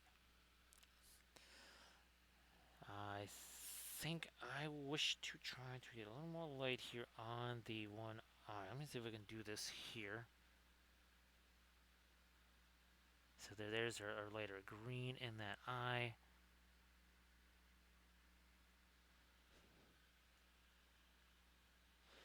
Let me try to do the white here. I gotta break that down. I might have to. Well, we'll be again refreshing the medicine pretty soon here. I will again grab some more of my white as well. That don't go there. Let's do that. Get rid of some of that. There. We'll just roll with that.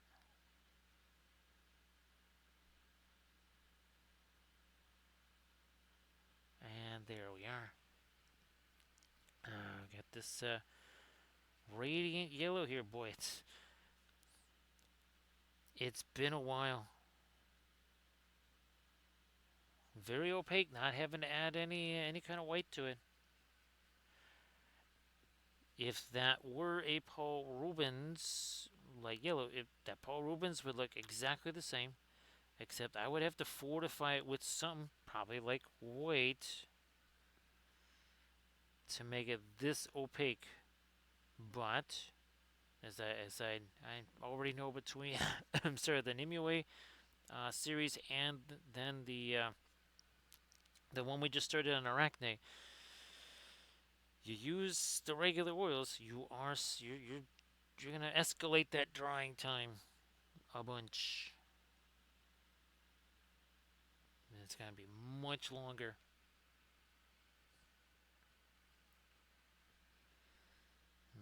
work in some of this here. There we go.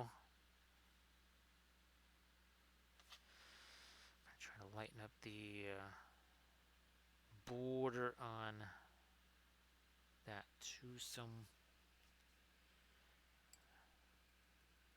Now I'm gonna see if I can get me the little the pupils and such in the eyes.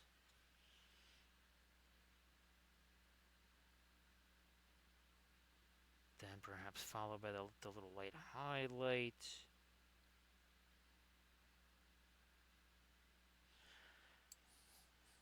Let me go. No. Here, I gotta break down that green. I'm gonna take some of this.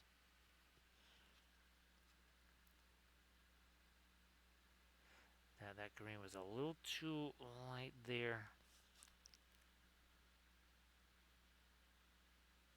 Take that part down. Now we can brighten up this a little here. Back again. Now we're talking.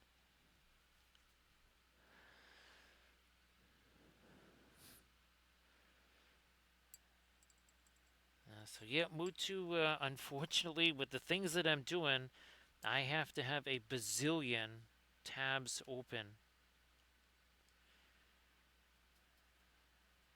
Yeah, unfortunately, if you close those down, you will be even if you had it like as a saved place or something like that, it still would create a ton of extra work for you. Does it slow things down? It does. But what would be even slower is having to go find all of these very specific pages again.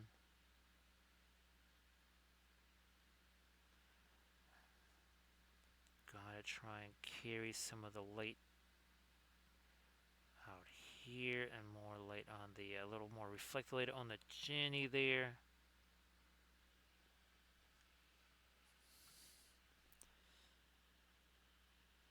Now the neck. Whoops! Oh, it's over here. That's actually quite a bit of the brilliant yellow pale in there, because I got it. I'm just gonna go use it. We'll make use of it like that. Now I keep forgetting that is Williamsburg Indian yellow right there. That's the real deal.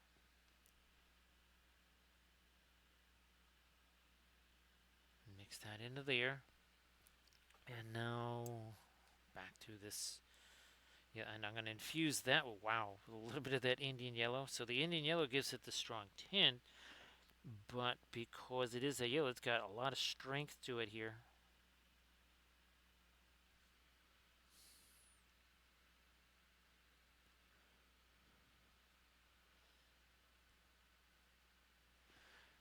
So yeah, Mutu, like with Grok, I have to have many, especially if I'm doing a series of animations or if I'm doing a series of orthographics or something like that. If those are not all open, we're talking a long time of searching through.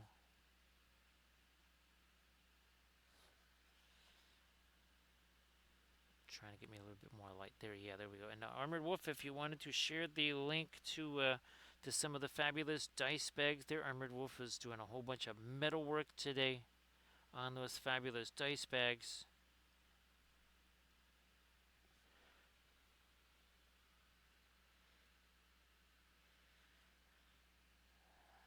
Mutu, and it is, what is it? Is it like an 8 or 9 ounce can or something like that? Mutu, I keep forgetting what it looks like now. It's unobtainium. That's the word I'm looking for there, Mutu. Well, Mutu, I mean, it's just I would like to experiment with it. One of the reasons why I was saying earlier, it's like I might just have to abandon it because one way or another, right, Mutu, I can get my hands on that somehow, some way. But if it's super hard for other folks to get, but I don't know, Mutu, that it could be like a really nifty new thing. It might be nothing, but it could be an interesting new aspect. Again, it might be nothing at all. Might not work it all the way I was hoping. That has happened before. However, we're in that weird nebulous thing of, well, we have no way to know for sure because we have not tried it.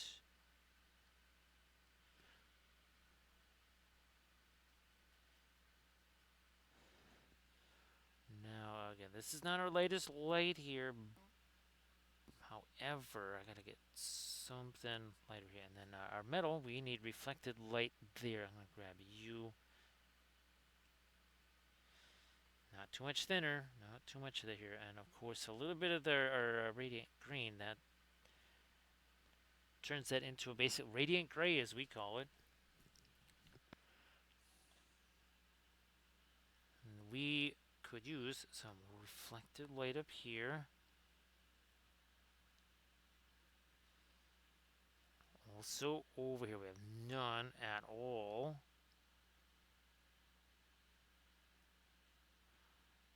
Starting to get the hint of some here. Back to our blending brush here. A fabulous blending brush again.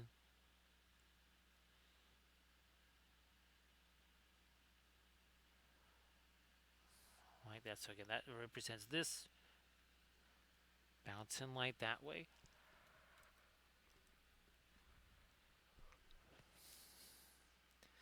Back to this again. Over here.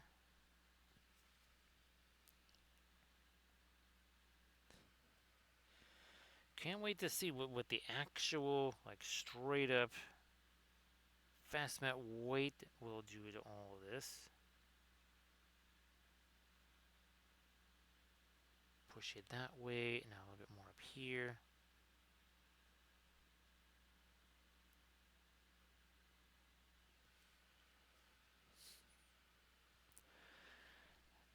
Camden, I do want to try and print this one out with the Saturns and make it like I don't know, maybe like a 5x7 or something there, Camden, and see what happens. I think it could be pretty interesting in that, like, a really really large format. I mean, it's pretty nifty like this.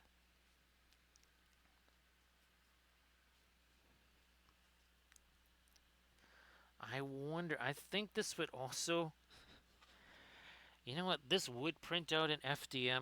I should try it there, Camda. I should try, like, print it out super giant, like mega giant, even big, well, way bigger than any resin could be.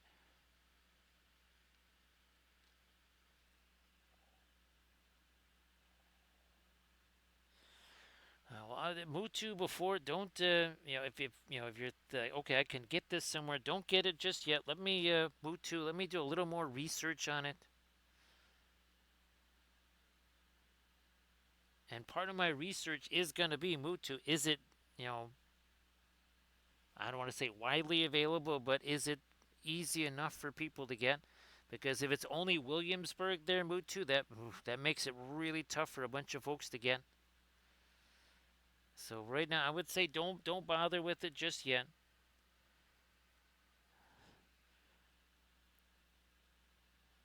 I'll try to kind of get a more definitive answer for subsequent streams there.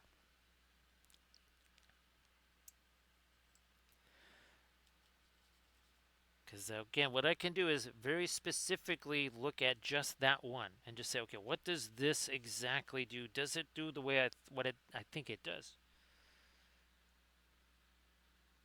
And that will be done the same way as I see. Now I'm kind of creating a, see that there's this is just almost like flat here. There's no actual texture there. That's why I think this would not print out too badly in FDM. I mean, we've certainly printed out far more complicated things in FDM, so I think that might just have to happen. No, it's not really any later there. Let me try this. I'm going to take, sorry, Prussian blue. Again, this is not a glaze or something like that. It's got a little bit of thinner in there.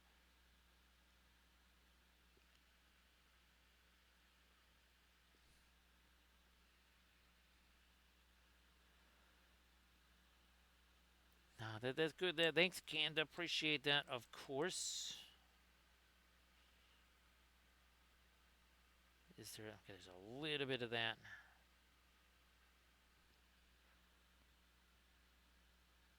There's not a whole bunch that I can do back here. With just I have to get more of my fast mat white out here soon. So this right in here, we got to do a little something about that. I shall take some of this violet here.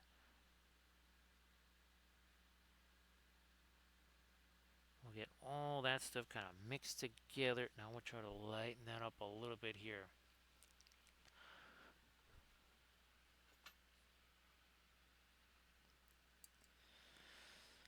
We'll move to, there's you know, all of that information. It's weird. Sometimes something you learn now, Mutu, might not really seem too consequential, or something you figure out that doesn't seem too consequential now, and then there's a point where it becomes monumental. And that's happened here on many different fronts, not just the painting side of things, but and the printing side, like even now with the support thing. Once I really made some big strides in my own supports, then well, these were possible. These were not possible before. That sculpt I'm talking about with the throne and everything, that does not happen unless I figure out some things that I can do with supports myself. Yeah, otherwise that's not happening. Now here's get a little more rose, a little lighter there. It's getting a little bit too dark.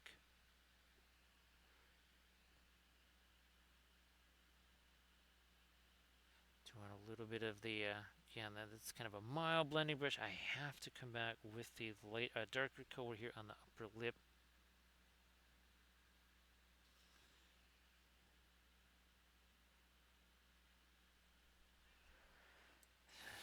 Try to lighten this up a little here. Try some more of this.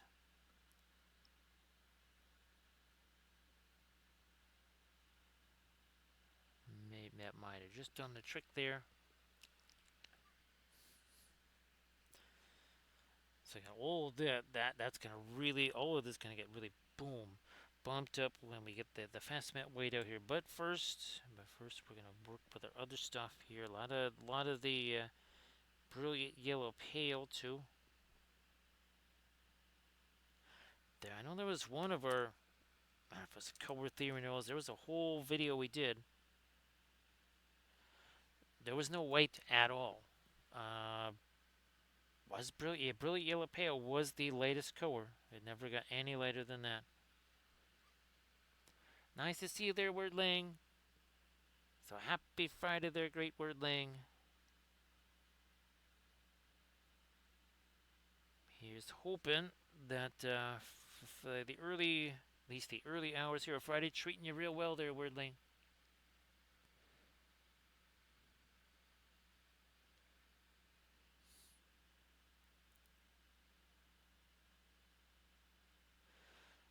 What's hilarious there, Mutu, is what is it, 1.9.4 in Chirubox? Yeah, I'm using like a really old version of Chirubox.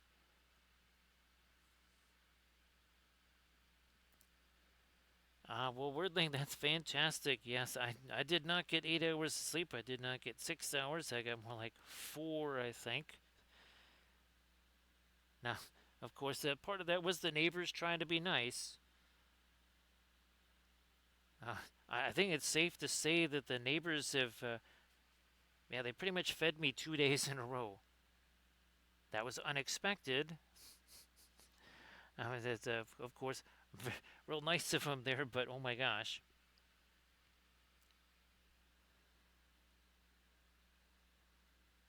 I'm getting messages like, "Are you awake?" Well, I wasn't. I am now. Yeah, Mutu. I don't know, if, just how old 1.9.4 is, but I think it's pretty darn old. And it's not Chidubox Pro. It's not the paid version or anything like that. It is just like the raw old version.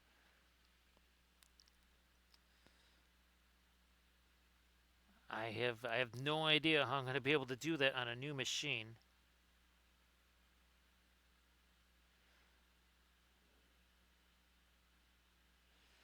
I think I may only be able to do Chidubox stuff on this ancient. Well, it's not ancient actually. It's one of the relatively newer machines in the house.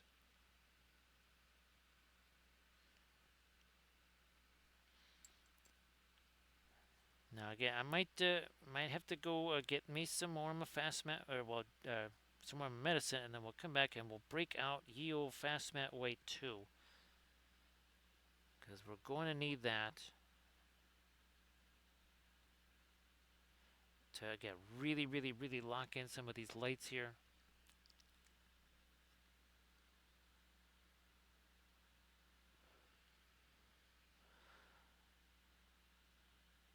There we are. So Mutu, there's no doubt that will actually happen, because with the new machine, obviously, right, it's going to want to put the newest version on there. So that it will be it will be what tried. I guess you could say it that way. It's going to be tried. There's no way that, again, I can't just kind of say no. I don't want the newest version. I can't go on the Shooterbox site and say, give me the old one, like the really really old one. I'm pretty sure that's not an option. It's only going to be for the newest, latest, and greatest. So no matter what, it will get tried. It'll get tried.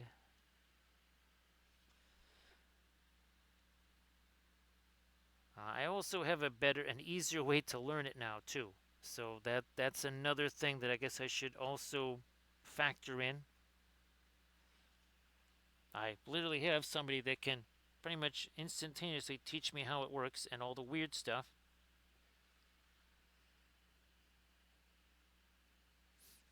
It is kind of weird taking pictures of the screen over and over again and sending those to GPT saying, "Okay, where is this? Where's this menu?" Not seeing it here. Of course, in Blender, that's like every 30 seconds. It's like, oh, well, no menu there. Huge surprise. Yep, that menu is hidden.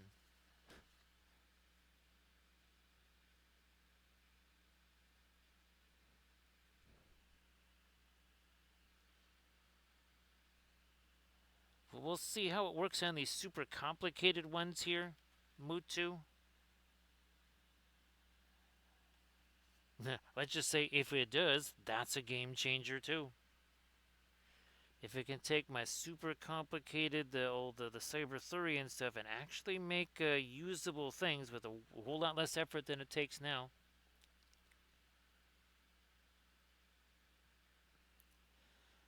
So thanks Armored Wolf for posting a link to the Patreon page. Again, the latest Patreon video, I put that up earlier, well, yesterday. I was going to say earlier today, which was the case, but now it is yesterday.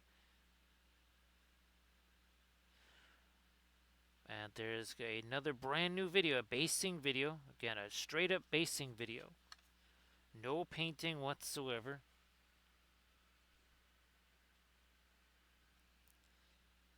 Nope, big old chunk of something on there. That is better, okay.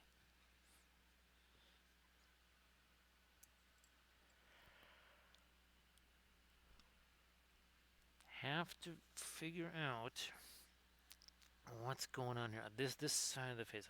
Let me get a little bit more of my rosy or there. Now I would like to do that on this side. There we go. Technically, there is cadmium red on the palette. Nice to see you there, Lou. How you doing? So of course, happy Friday. Oh, and again to the. I'll try to get this prep, but I think this will be our Friday stream here. That will be the Green Knight bust version. Yeah, mostly depends if I have. Now, yeah, I might just have to print it out. All right, I'm gonna roll. I'm gonna go for it. Ooh, look at that. That is Williamsburg Indian yellow and cadmium red mixing together.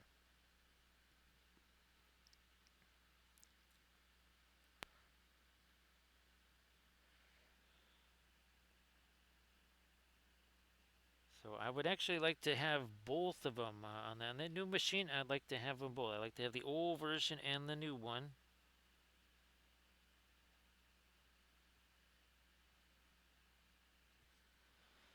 just for reasons.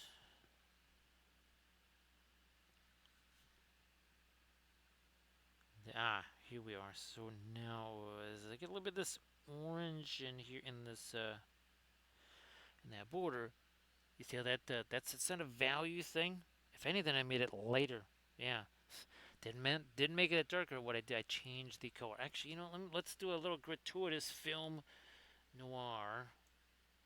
First of all, no more translucent cloth on Wraith Nimue there, but also you see that's not a light and dark thing. That was just a color thing that we did here.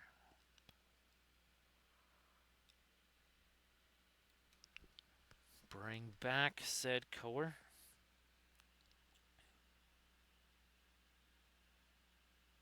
Yeah, well, I haven't seen this thing since Adepticon, because again, people were very nice. They bought a whole bunch of the bas reliefs and figures and such.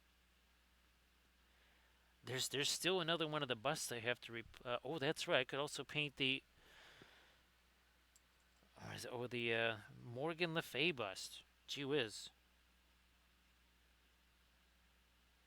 So if I don't get the Green Knight, that's it. Okay, we'll target the Green Knight for painting. If that does not get prepped, we got the Morgan Le Fay one. We'll do that.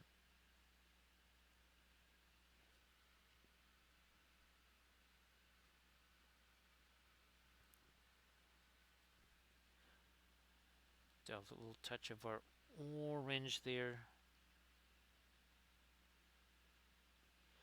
Let me see what happens if I put a little bit more of that in our water. Like I kind of like that, the warmth of that. Now over here, where's my violet? Nope, that just turned it a weird greenish gray.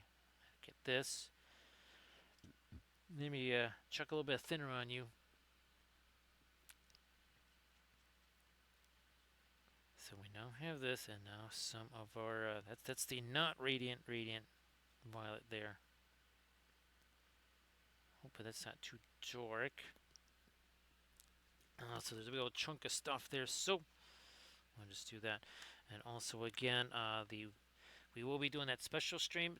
Hoping to do it on Wednesday. So we have our Cyber Kathy. We're Cyber Jiro. There he is.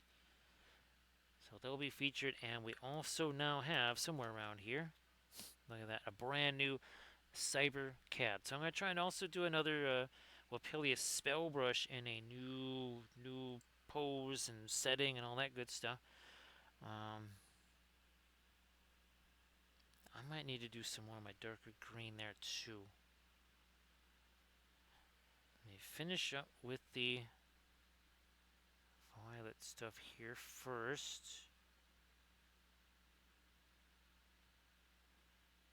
Also here. So we'll end that there.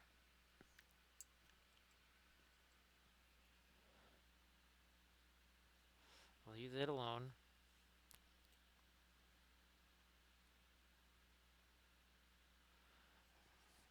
Zero to the Indian yellow. Mix that with the Prussian because that makes that really nifty dark amber type color.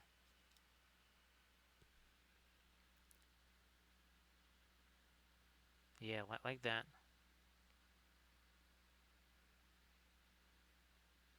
Couple more darks down there.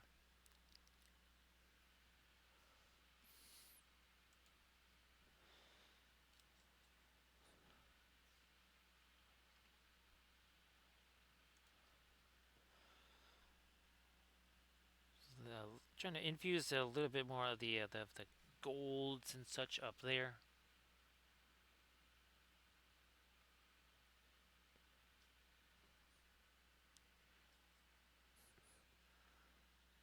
Maybe infuse a little bit of that out here too.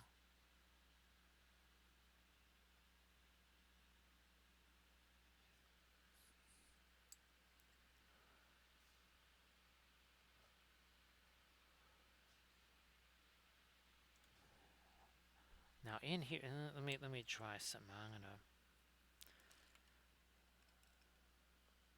Nope, that's maybe this one will work. So in here, in here, that's a little. See, that's a little too dark there. I've got to some of that violet. Well, okay. Combine the violet and the. Is that's a little too dark yet? I'm gonna. Well, oh, let's try this. Now there's actually some of the yellow mixed into that violet. Too chunky of a brush. That wouldn't be too bad for like a blending brush, but I need something. I still have to find out where in all of the newer One Happy Choice brushes have absconded to. They're somewhere. Ah, there we go. Okay, so yeah, now they're a little bit more light in the, well, mid-tone in the shadow. That's a big deal. Mid-tone is a thing. I know people, they always think in terms of light and dark. Well, guess what? There's a whole nother third of that little spectrum there, and then that's going to be mid-tones. No mid-tones. Well, that's not going to be a good thing. You gotta have those mid-tones. You know, I'm gonna also make this just more of the yellow here. Well, more kind of the platinum blonde look, not necessarily like super warm yellow.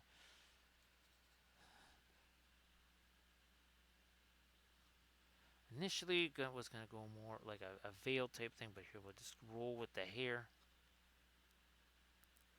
So we'll start out that way, and now let us try to make that lighter. Super quick here. And then, whoa, gee whiz. No, that's almost 15 minutes after 2 hours. No wonder, and I gotta get again, that we need a little our fast mat weight out there, so we'll get that out there in a sec. I'm also gonna do a little quick printer check. So a little quick printer check here. So yeah, we shall return. Don't go anywhere, because we're gonna do some of our lightest lights are pretty much all over everything here. So don't go back. Don't go away. We shall be back.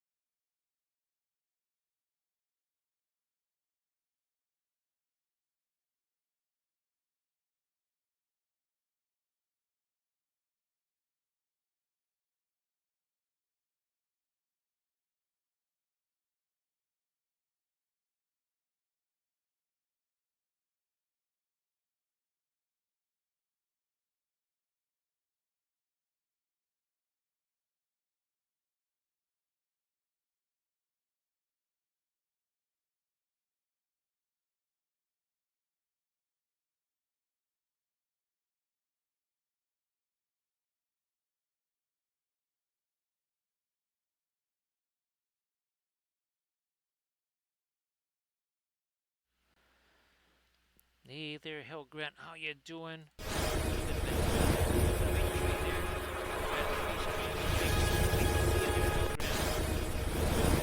Grand Oracle. We've got a little bit of. Come on. There we go. So Grand Oracle, huh? Tons of stuff.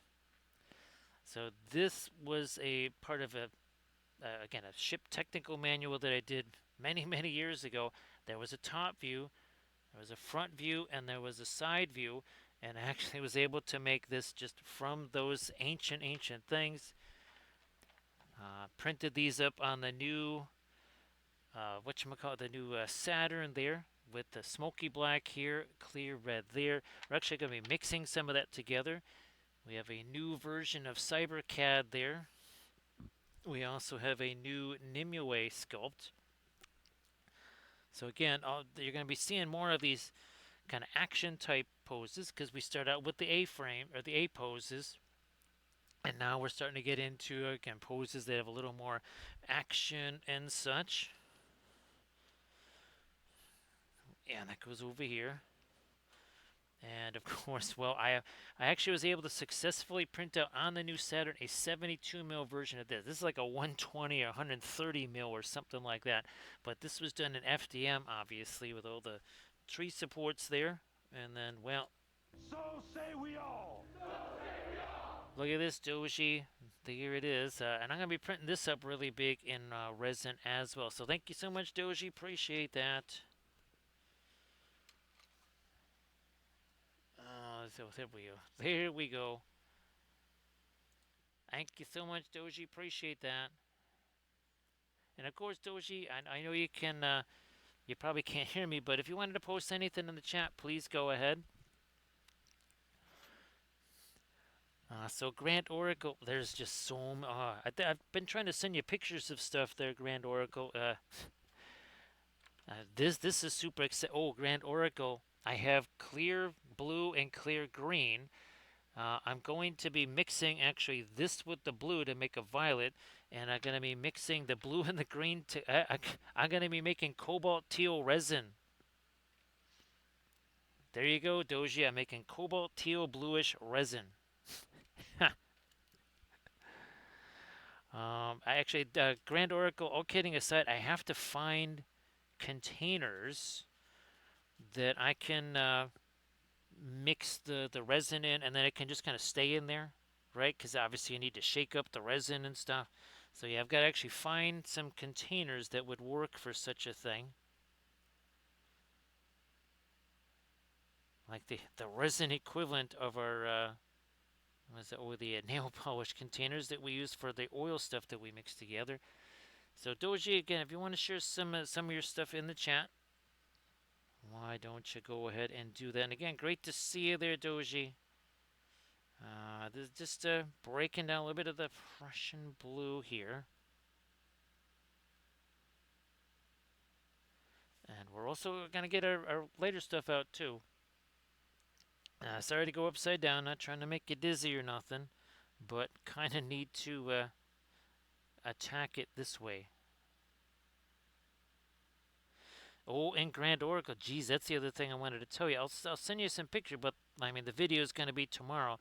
I actually did a basing video on two of those Dark Sword dragons.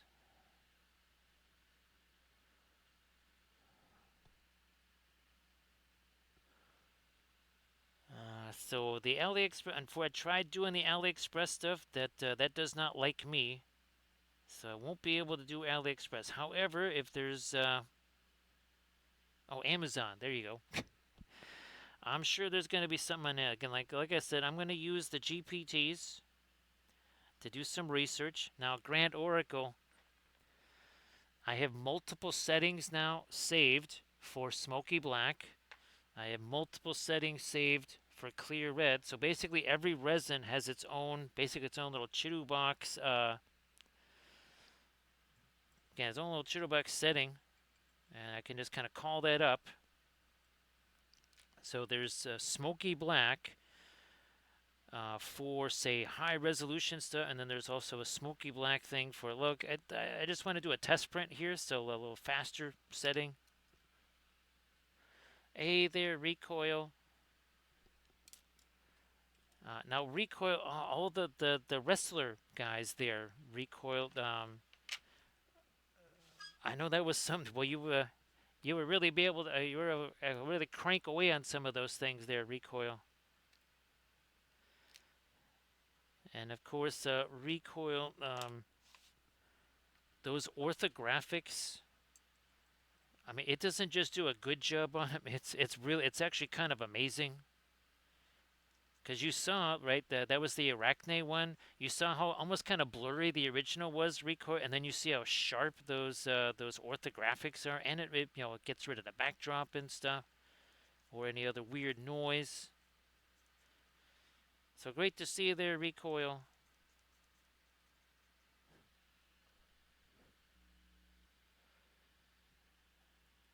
Yeah, recoil now. Obviously, it's at some point. Well, actually, now recoil. I know we've been talking about streaming stuff again. It could actually be interesting. Recoil. I don't know how the heck you could do it, but streaming. You're making that stuff. That would be. I don't think anybody's streaming that recoil. Where you're actually kind of creating that sort of a thing in that way. I don't know. I don't think anybody's streaming that.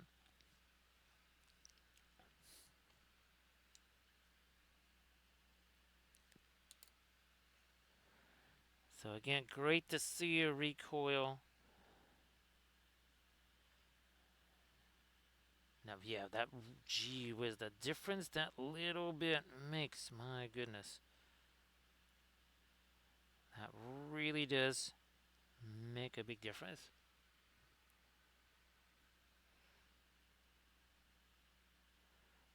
I'm going to try and hit a little bit more light of that, and then also too on our flowers and stuff, so there's going to be a lot of this. We're going to be a lot of trying to lighten up a whole bunch of different areas here like this.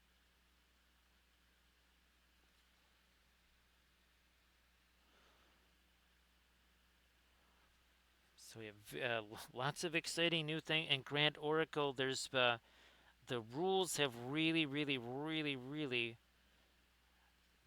gotten more defined. Again, to the point that instead of conceptual stuff, it's like, okay, yeah, getting really towards the playable stuff.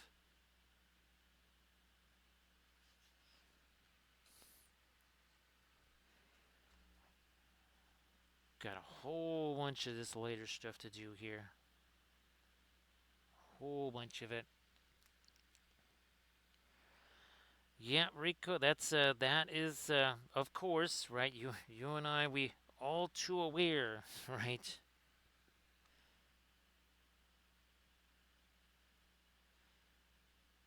Yeah, that's for sure. Let me try to get that. And then we're going to get some of our dark in there too.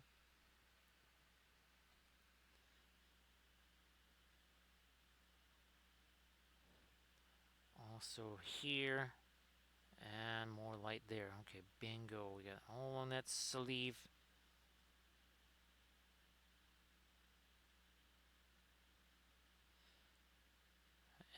And some of it there. Light down here, yeah. Nah, gotta use our blending brush right here. Now that was a little too much yellow there, so we'll let that kind of reblend itself. Fine, whatever.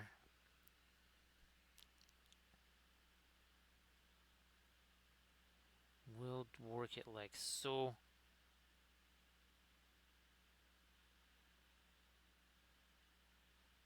So Rick, I was just saying the other day that there were just a little bit ago that the neighbors, like 2 days in a row, they've given me food. I like today again. They were like, "Are you awake? Here, take this food."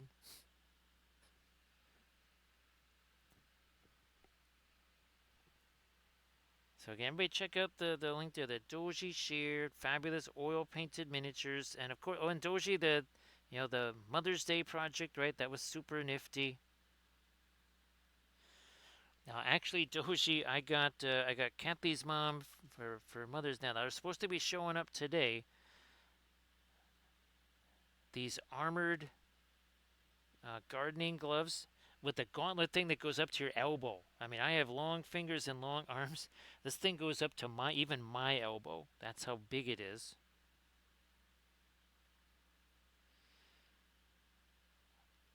Because again, remember I was talking about getting zapped by that rose bush one too many times. And then too, when I'm just doing like the tomato plants and other stuff in the other garden, obviously that can be kind of an irritant to the skin. So trying to I'm gonna definitely be using those when I'm working on the regular garden too, not just those crazy rose bush things out front.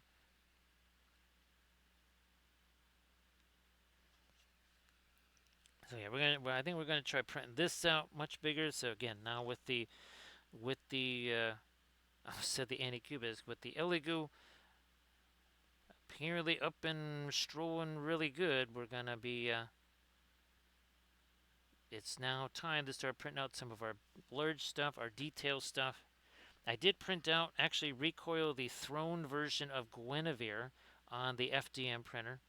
Not as large as I thought it was going to be.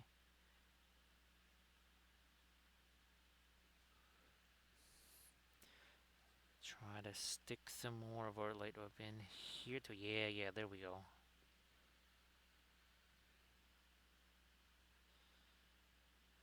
Yeah, Camda again. It was having that extra help, that extra hand there was really, really nifty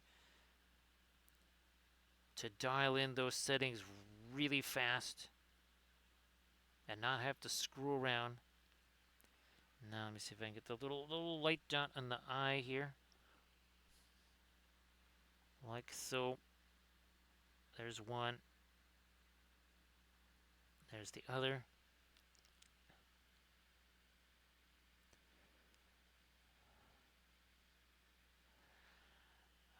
They're pretty crazy, aren't they? Recoil. It just kind of boggles the mind.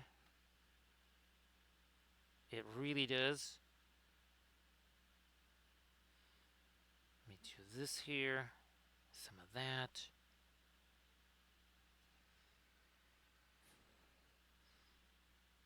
Yeah, here, let me get some more of my light up this way. Nice.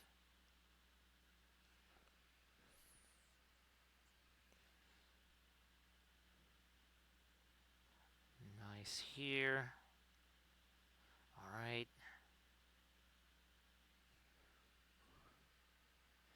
So we got the genuine fast matte white out here. We're trying to get some really, really, really light stuff in here. We gotta definitely start hitting the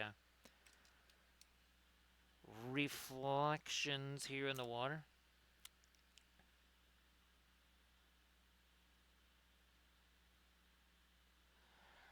Yeah, recoil. It's just and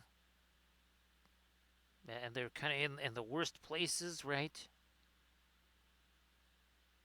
Like the absolute worst. But look at that.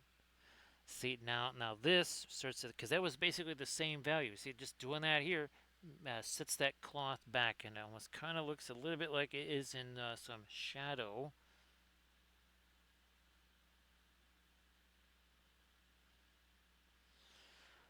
Now, hopefully you're kind of hopefully kind of excited there, Grand Oracle, that it's getting that much closer to the big event there, that memorial event. And I hope that everything is kind of looking on target for that also. And well, also too, the neat keeps getting better, of course.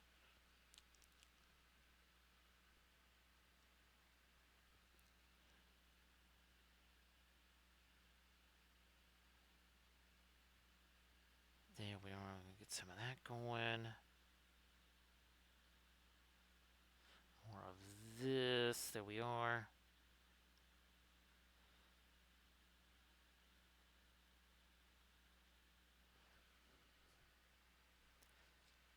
little more.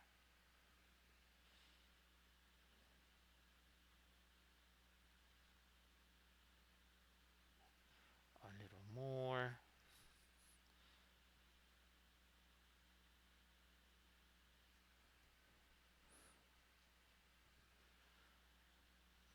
There we go. Yeah, like that.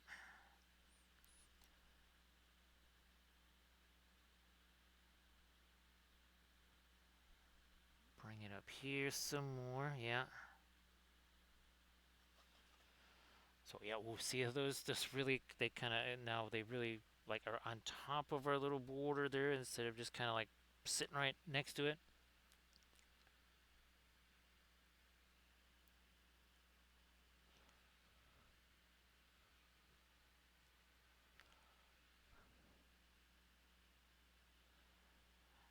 It should be interesting to see that. Should be interesting to see that recoil.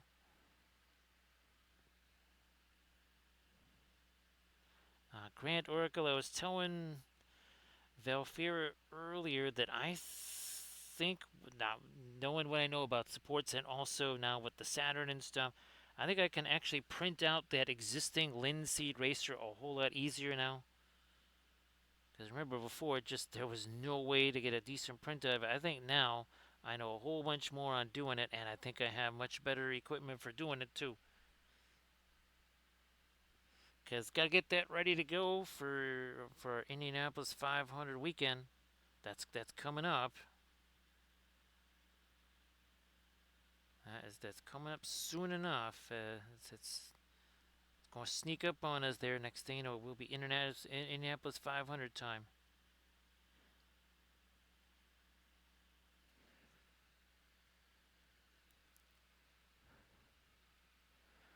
That's pretty wild there, recoil.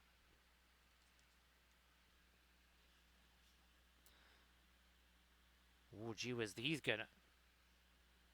I might try to sneak in a little more light over here too. No, that's going to need some thinner. Let's try this.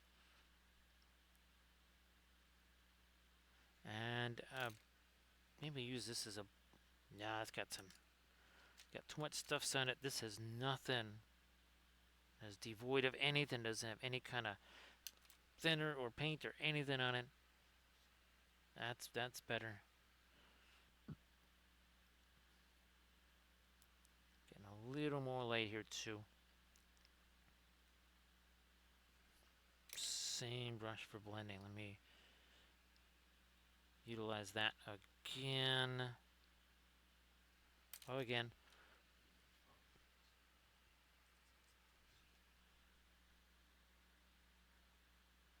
Once more to let you can see the difference that makes when we get our lighter stuff in here. That sets everything else further back, right? Everything else goes further back.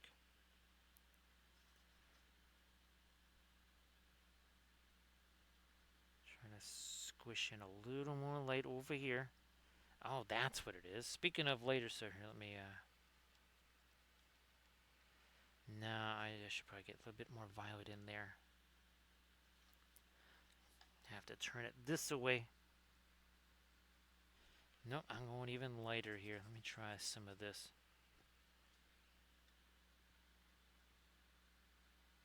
Ah, that's it. And now maybe a touch lighter than that. Just wondering what was going on over here. Yep, there we are. It's like something seems odd. That was way too dark in there.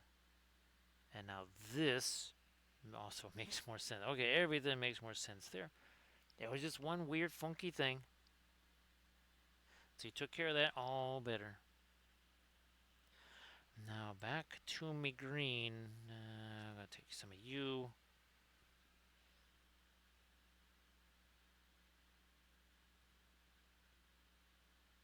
Back in here.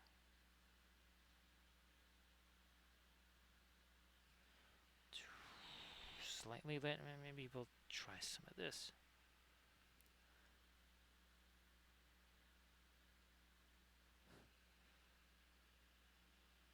Maybe go with something like that. All right, and upper lid here, maybe a little bit more of that magenta.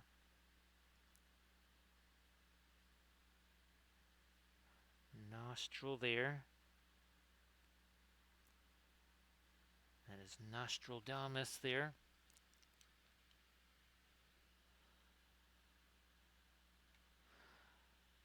What's interesting, recoil, is this is a hybrid. This represents kind of the. Do I have one of my? Okay, here we go. Yeah, let's do this. So this is kind of a.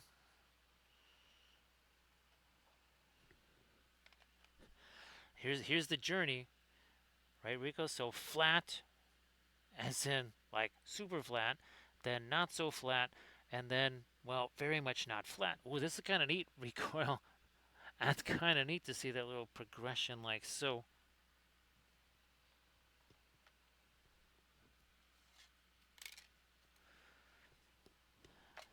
Who'd have thunk it that it would be actually way easier and practical to make bas reliefs and not flats? Go figure. And not what I was thinking, but that's how it worked out.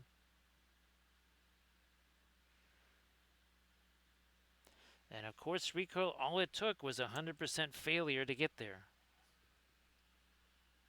I'm not kidding about that. Every part of the phase of doing these was, even this represented a failure. It was not supposed to do that. That wasn't even supposed to. You saw what it was supposed to be. It was supposed to be very flat, like those other ones. Not so flat, right, recoil?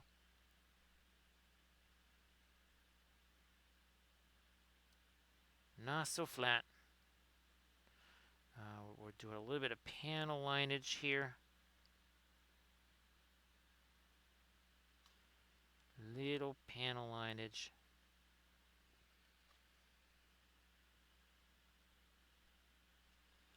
Certainly been doing a bunch of that, recoil. I'm telling you, those. I'll try to. I think I might have sent you the latest rules pages there, the ones with the 8x8 charts. Try to get you some more of those as we darken this up a little more. There we go. Okay. Now we're going to hit it with our fast matte white again. There's a little too much thinner in that. Let's get rid of some of that.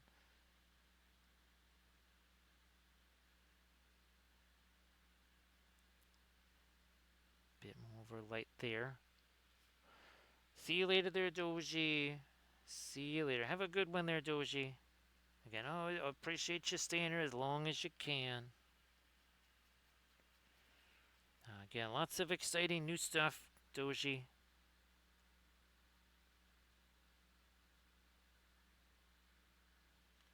Let me work that in here.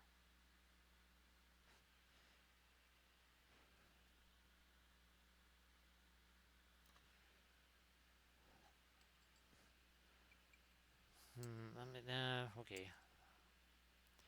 Gonna try to redraw a couple more panel lines here. Couple more panel lines there. Strengthen that one a little more, I think. Maybe some of these on the fingers too. Yeah. That really makes a big old difference right there, does it not?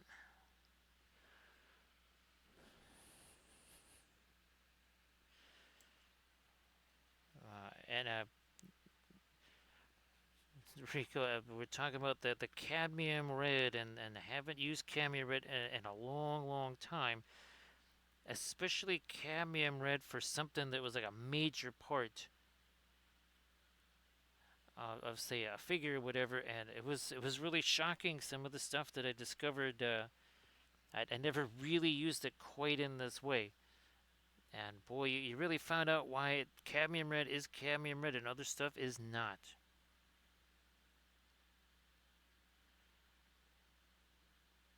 Okay, working in a There we are. Okay. Now that's got some shape and dimension to it. There you go.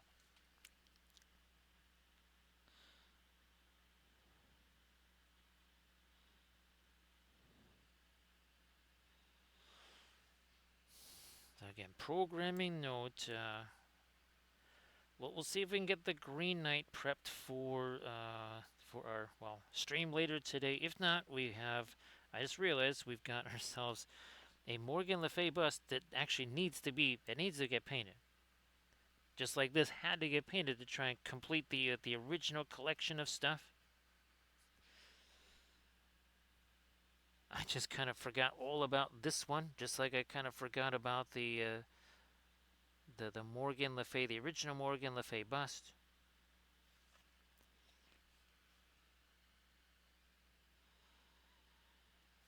Yep, recoiled done a whole bunch of them. Obviously, well, here you go. This is kind of the more famous one right here.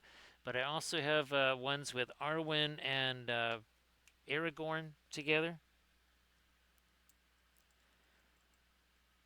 So yeah, there's definitely multiple ones where I've tried to do more than one figure. Those tend to not go so well. The simpler it is, or the fewer characters and stuff, the better result you tend to get.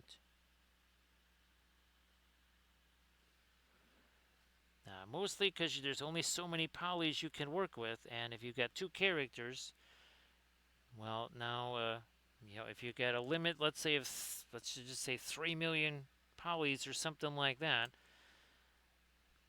Okay, you got 1.5 maybe for each character, but then that's not counting anything around them, like a border or I want to say terrain, but if there's stuff around them, you have to factor that in. So that's going to maybe use it, but at least maybe let's say just a 500,000. Yep, recoil. It's that was I've noticed that too. Yeah, definitely noticed that. Or the characters change way easier, right? If it's just one, they pretty much remain the same actor. And of course, that was how I made the. Once again, you have the A-frame, then you can animate that A-frame or the A pose. Sorry, I keep thinking construction there. Well, you're sort of constructing. Let's see. Well, I don't know about tomorrow, but I think probably Saturday is probably going to be the day where I try to set up the. Let me get this dark under here. Where I try and set up the pressure-sensitive tablet. That could get a little. That could get a little squirrely. Who knows? Maybe it'll be almost as easy as it was trying to get the Saturns going. Okay, now we've softened up that. Now I'll do the same deal over here.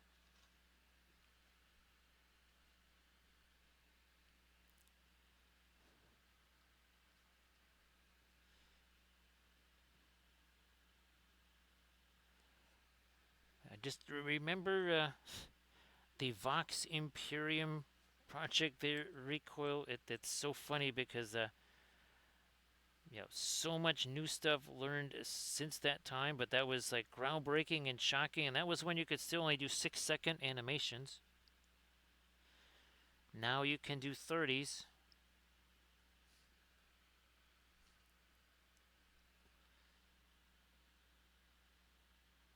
Okay, I'm going to try and capture a little bit of extra light on the tops of those. Oh, also, by the way, 2 hours 45 minutes. There was nothing on here. Now I do have some more of the again that Liquitex spray acrylic. That's not spray paint. It's foam safe. It's not going to give you super clean sprays. That's not what it's there for. It's literally just to spritz some color on these things, and especially in the hard to reach areas. so that there's actually some color down in there. Now the Galahad, I didn't bother doing that on the Galahad because, well, I could pretty much reach every area real easy with the brush-on primer. That would be this guy here. So I pretty much had accessibility to every area, so I just brushed it on like usual. Nothing, didn't spray that, but some of our other ones, again, like Arthur and such, yeah, those getting sprayed because it's trying to really get some color down into the crevices there.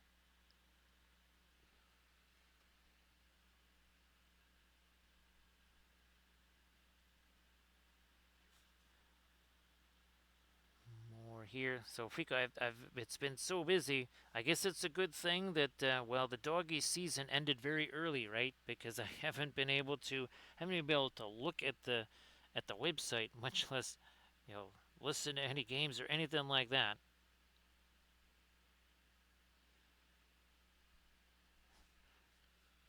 So I think that is officially kaput. You can stick a fork in it. Even ironically enough, even with that new playoff format, I don't really see that happening. I'm gonna try and get me some more light along this here, and then a little teensy bit more over here. Nope, nope, too much stuff on there.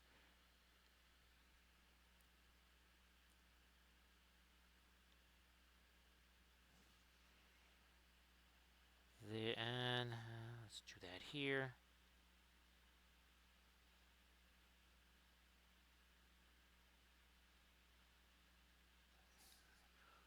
And besides, at least with September, the time of great darkness ends and the college football season begins.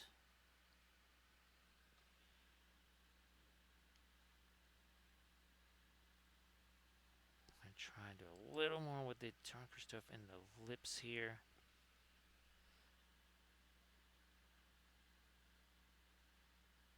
Like so, and now let me see if I can do a little more with. Yeah, yeah, that's better with the eyebrow there.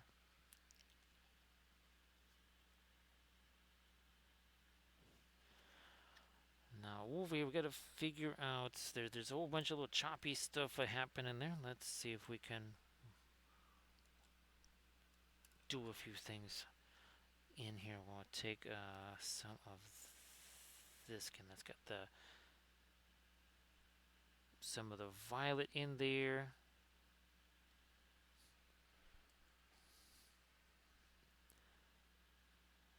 Trying to make you lighter there.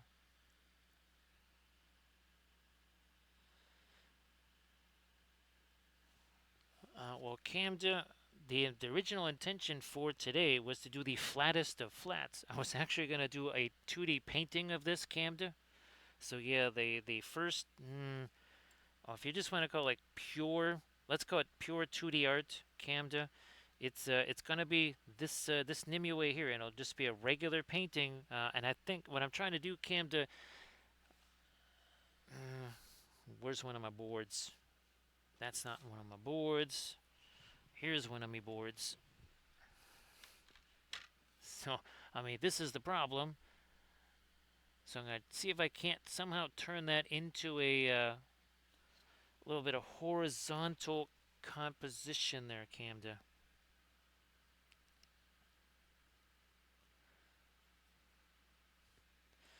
Actually, I was thinking, kind of like a tree of Avalon in the background, Camda, maybe.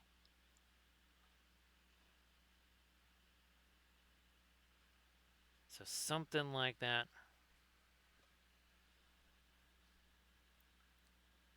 And I was thinking again, I was trying to get it for this Thursday here, Camda, but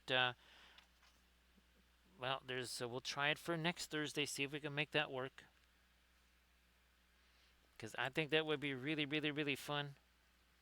And I got to do them anyways, so what the heck.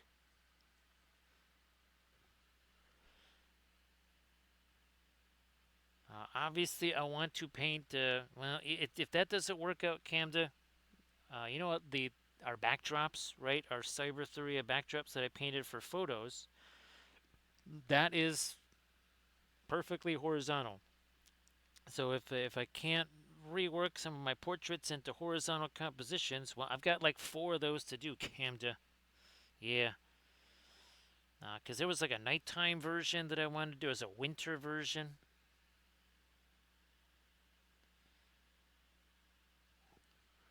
So regular 2D art will be back on the menu. Let me do this.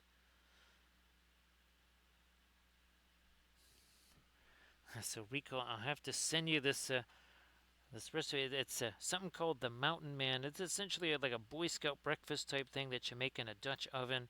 And I have to figure out, can I use a slow cooker in a similar way to the Dutch oven, or is it just not really going to have the same effect? Essentially, I'm thinking recoil with the slow cooker with this thing. Would it almost be like comparing a microwave to an air fryer?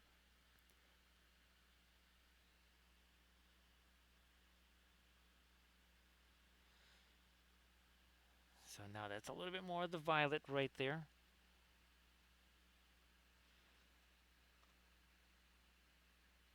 These things are super fun. Again, there is some separation from the panel, but you still get to do a painted backdrop, which is super fun. Now that is our Elkids right there. That sky blue there, that's not Sever's blue. That's just the Paul Rubens sky blue right there.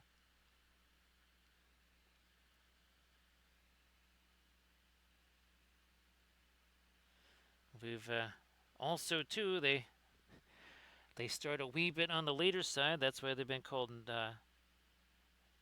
not so flat Fridays, sort of flat Fridays. Hello, little hobbits. Spark my ganja. Thank you so much, Meeple. Appreciate that. Thank you very much. It's like, hey, lady, hello. Okay, now I got your attention. That's three-dimensional, but it doesn't really move, does it?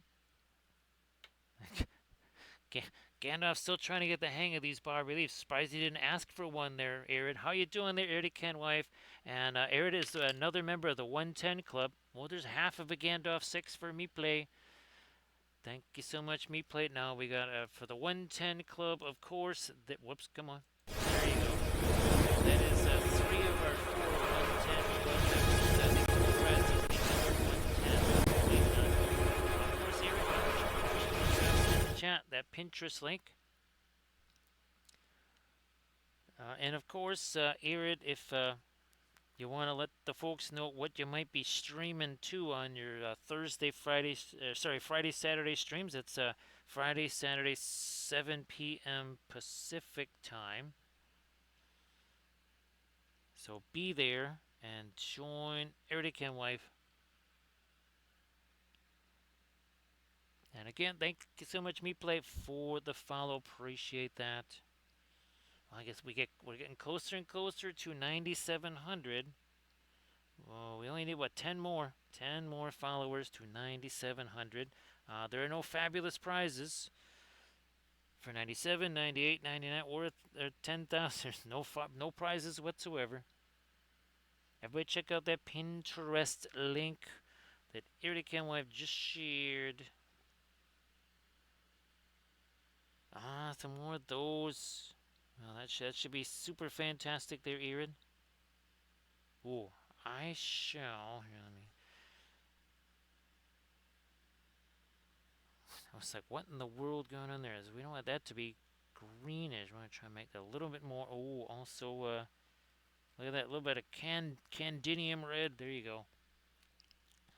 So again, everybody please give Erdikim Wife a follow. If you could, that would be sensational.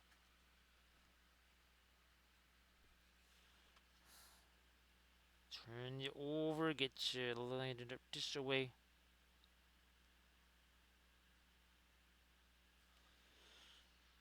And Also, too, again, I have two more Nimue sculpts. This is another one of the new ones. So there's a new version of Nimue wielding Excalibur.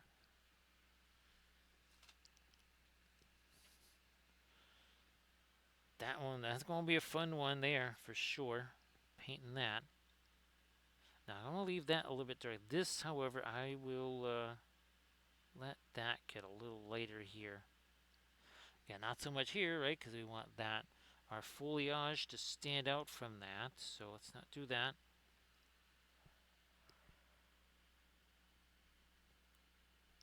Can everybody please give Irrigan with a fellow? We also got brilliant yellow pale sitting out here on the palette. Now, what that does mean is it's going to take a longer time for this to dry with that brilliant yellow pale out there.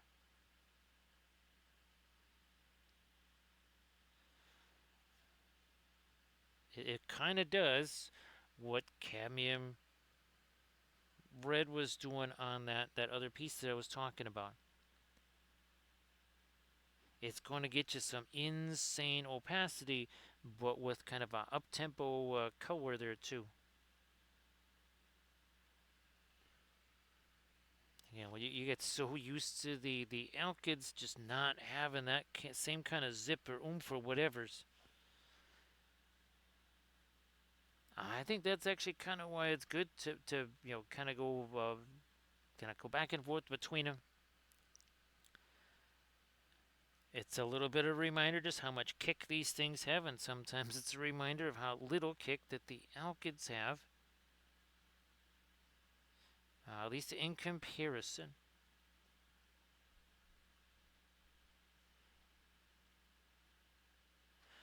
Trying to get some lighter stuff going on our lily pads there. Well, that's going to be fantastic there, Erin.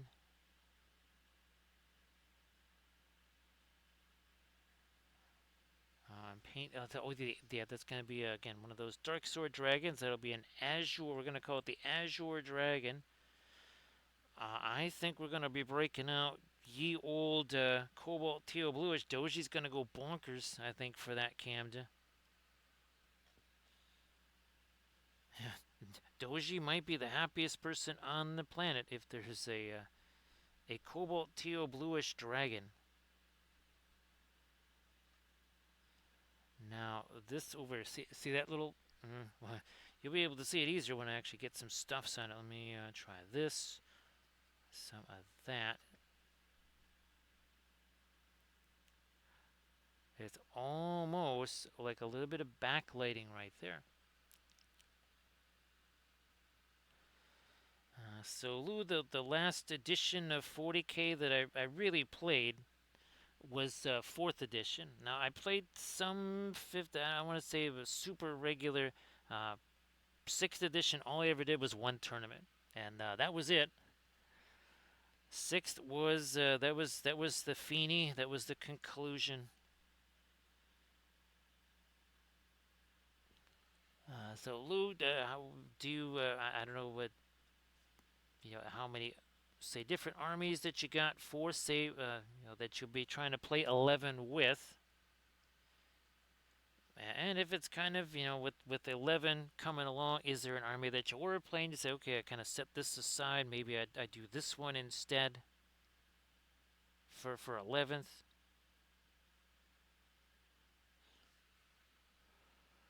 Now, so we get it over here. I need to see, yeah, let's get a little bit of a darker, warmer green too. So we got phthalo green. And again, this is genuine Williamsburg Indian yellow out here.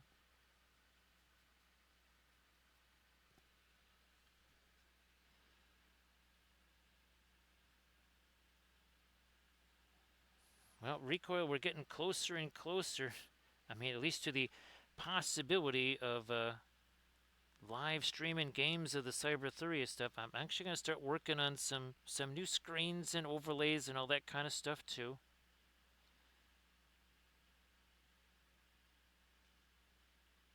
For the game. Another, and this is it's kind of important for the game too. But what I want to do is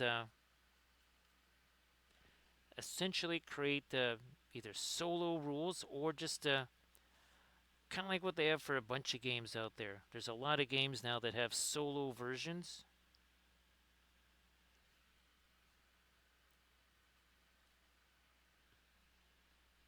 I'd be curious to see, what would it be like, a solo version. You're Mordred against a bunch of stuff.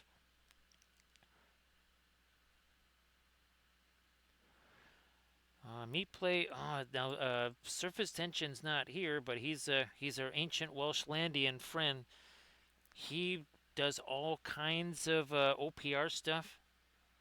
I think he does both the sci-fi and the fantasy side of OPR there. Me play.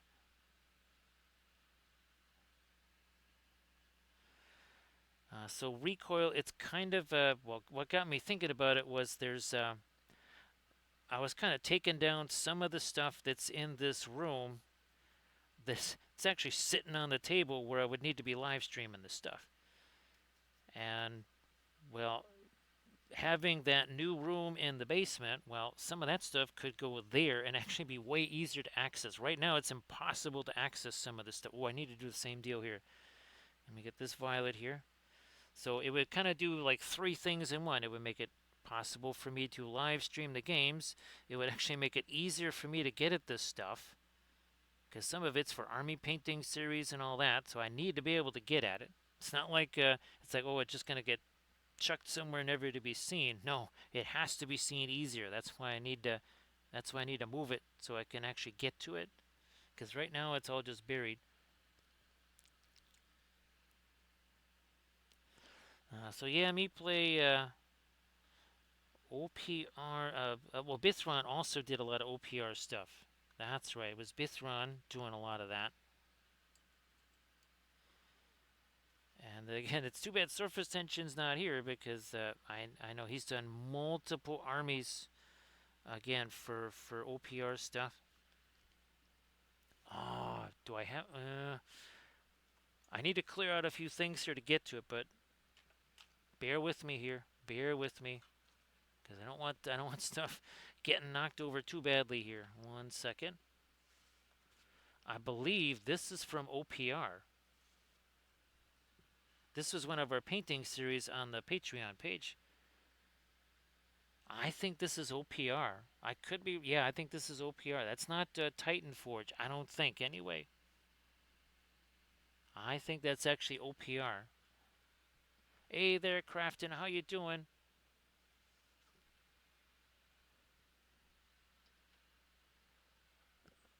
Let's do this.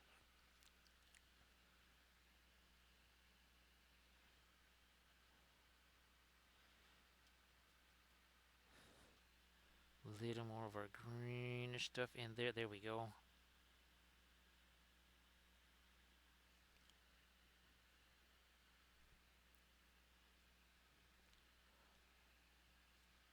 Yeah, Rico, I know you've been. I know it's not. What would you say? It's not always as dramatic as kind of the more artsy stuff there, Recoil, but certainly not any less important, right?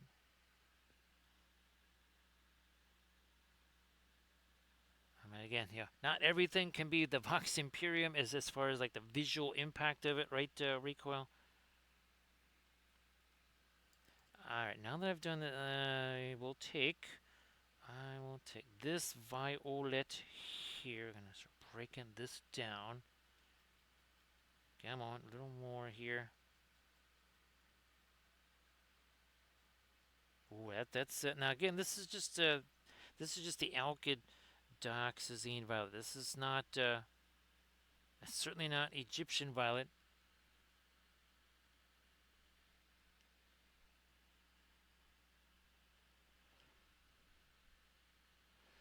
Now, when me play, I know obviously folks they take maybe some of the old fantasy 40k figs and such, and they just utilize or other stuff. Well,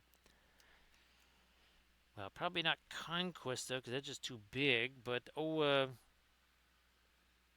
Kings of War, right? Yeah, so that, Mantic, that's it. That's what I'm trying to spit out there. Just as far as like available miniatures.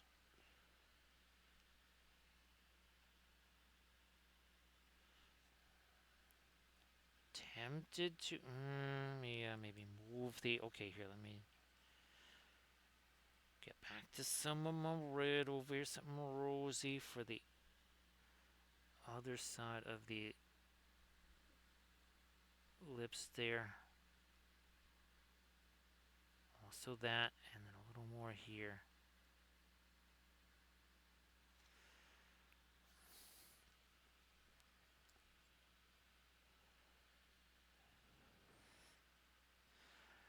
Yeah, recoil.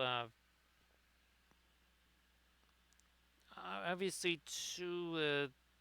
There's the, for lack of a better, there's the audience participation part. Because remember, that was supposed to be part of our Middle Earth strategy. Sorry, our Middle Earth war at sea, all that kind of stuff, right? Where people could say, "I'm on Team Theoden." So I'm gonna hand Theoden a little bit of a reroll or something here, or I'm gonna replenish a fate point or something like that.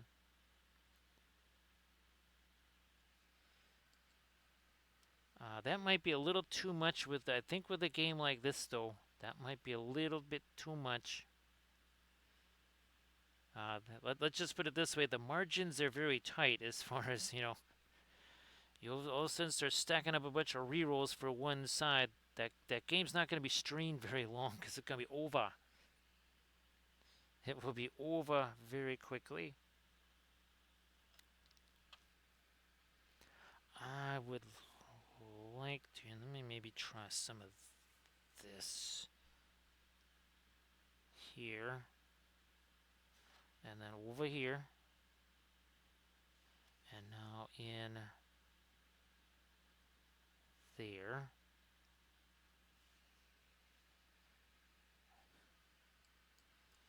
Try. I'm gonna take some of some of our yellow here.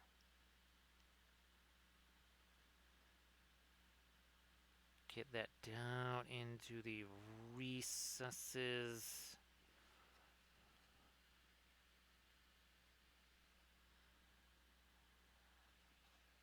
Now recoil. It really, it depends on the person, right? You can have the best setup ever. You can have you get millions of dollars of equipment, and you put the wrong personality in front of all that equipment, you got nothing.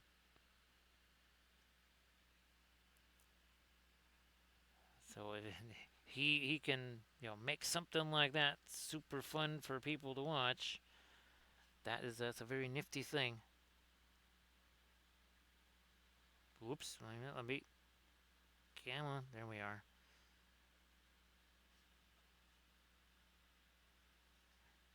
Now I'll hit this all again. One little, because we added that darker stuff in there.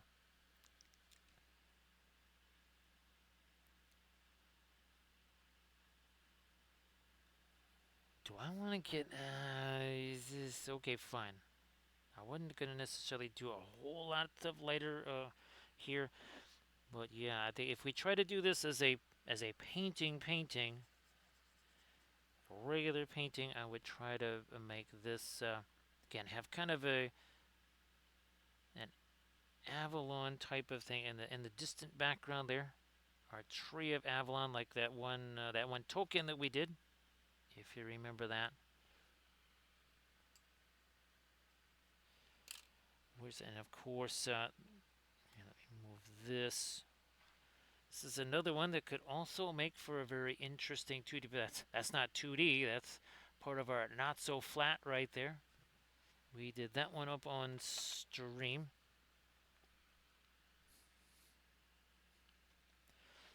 Here's another area where I think I need to get some lighter stuff. Maybe not. Hopefully, that's not too much violet there. No, I'm gonna get me a little bit more of our. Well, that's actually red ochre. I was gonna say something like Indian red or something. No, that's the Paul Rubens red ochre there. Shadow there is good. We almost had a little bit too much shadow, and I'm going to also get me a little more light there. Yeah, that was a little too dark for how light everything else is around it, right? The neighborhood matters. There you go. The neighborhood matters.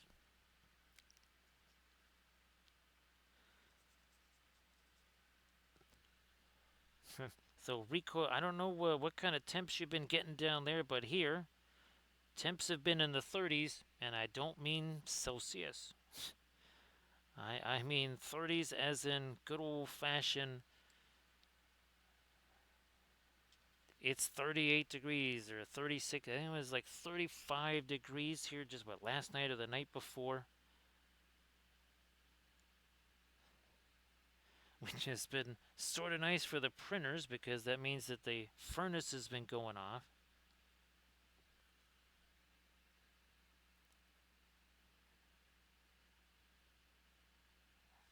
What's crazy is that it was only a few years ago that this exact portion of the year, it was about 94 degrees for quite some time.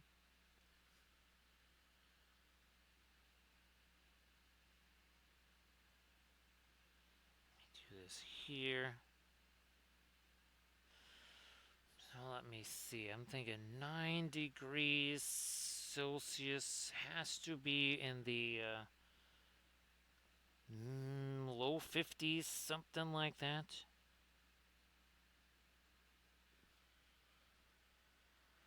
Let me see that because I'm pretty sure that 20 degrees, so somewhere around 70 there. So yeah, maybe low 50s, maybe a 51-ish or something. I don't think it's all the way down into the 40s at 9 degrees Celsius.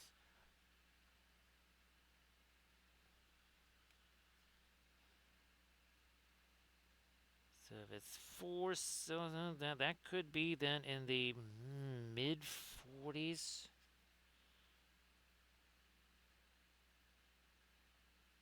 Maybe mid to low 40s then if it's 4.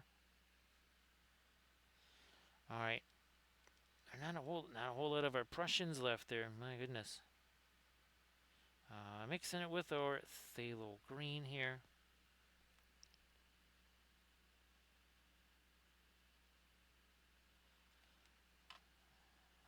This is not so much about light dark color. What it's more about. Okay, there's a little bit of raggedness there. I'm just trying to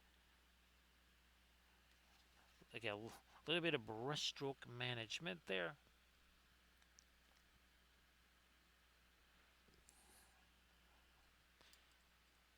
Okay, I still do have some of my fast cement white out. All right, that's good. Still got that over here. It's got a little bit gummy now because it's been sitting there a while. It's actually been out there about an hour-ish. Because it was about 2 hours 15 minutes in, so now we're about 3 hours 14 minutes in.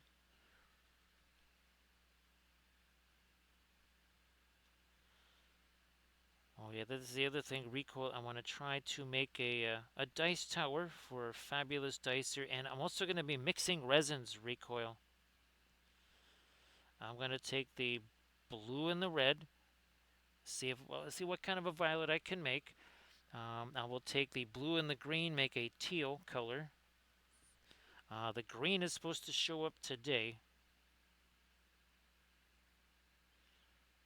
And that's why we were talking earlier about containers because, well, I need to mix that in some kind of container.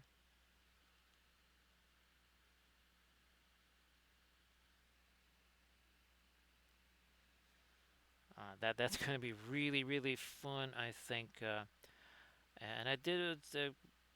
I was really amazed at just how quick all of this stuff, all the Saturn stuff, could be set up, and the new resins.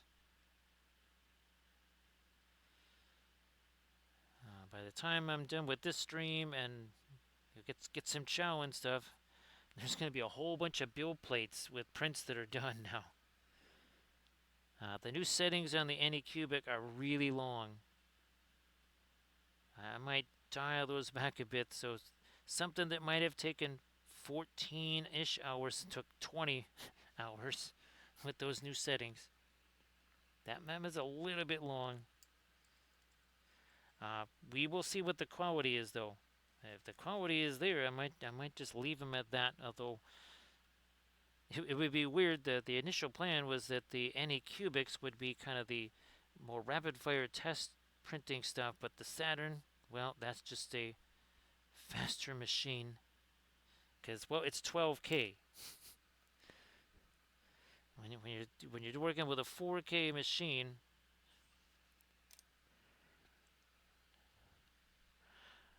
yeah, recoil because well, the 2d6 chart. It's actually there's a purple dice and a green dice. I could change this, whatever. You could use two different dice, but just there's a bunch of tokens and such that are also now purple green color coded.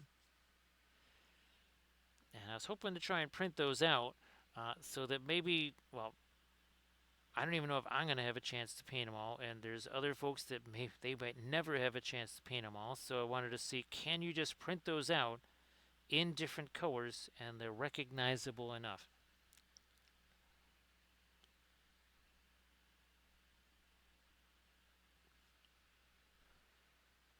So what we shall see what happens when we start to mix resins together. And just for color, it's not for, oh, I'm looking for extra strength or this or that resilience or something. And nothing, it's just the color of it. That's it.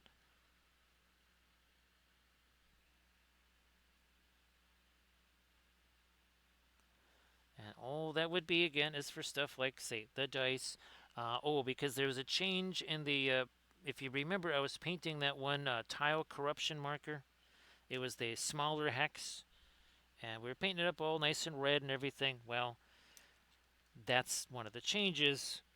Corruption is not kind of the, what would you say, the final endpoint of any, the fracture now is the endpoint.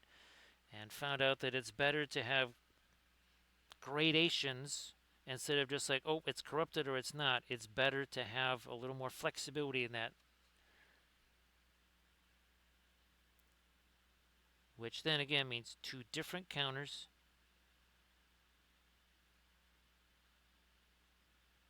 They're the same. What would you say? It's not a different file or anything. It's just the same file. It would just be printed in a different color.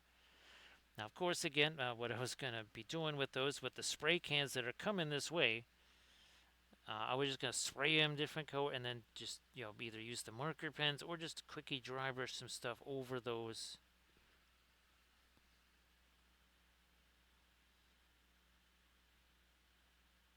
Now, Camden, I guess, is there still enough mischief going on this week here that it's going to be tough for you to stream on maybe this weekend or so? I wasn't sure if things have maybe kind of semi-relaxed. I know you were saying that things were still a little bit on the junky side there. Indian yellow again. No, not no. Kind of avoiding the green. Where's my? That might have been a little more Van Dyke brown than I was looking for, but it kind of makes almost like a more intense sienna color. And I'm hoping that all kind of works out for you there, Camden.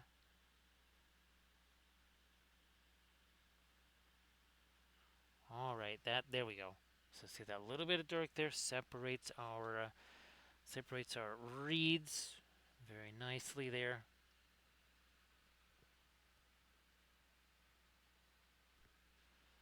I think we're pretty solid on this side. I don't think I need to do a whole bunch more there.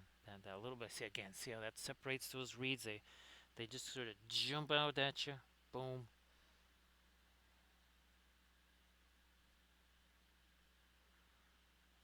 Yeah, I almost say maybe that is. We'll do that as hair. We're not going to do that as as part of the veil. That okay? There we go.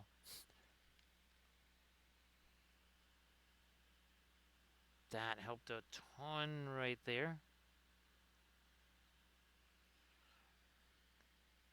Yeah, because now the veil, now we got two separate things happening there.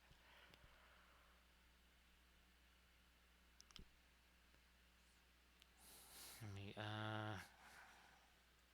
maybe just straight up Van Dyke Brown. And this is, I think this is the Gamlin Van Dyke Brown.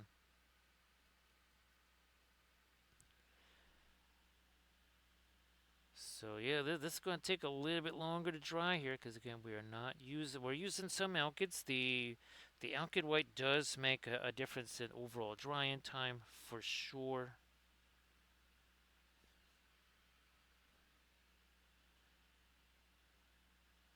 Around our plinth up here, perhaps even a little more separation from that now. And these the lily pads here, so there's a bit of a almost like a sap green kind of a thing going on here. The Van Dyke Brown, mix it with the phthalo green. Now here I'm going to try to use that as one little thing of dark all the way down in here, and that makes those stand out a little bit more. I want to do a similar deal there.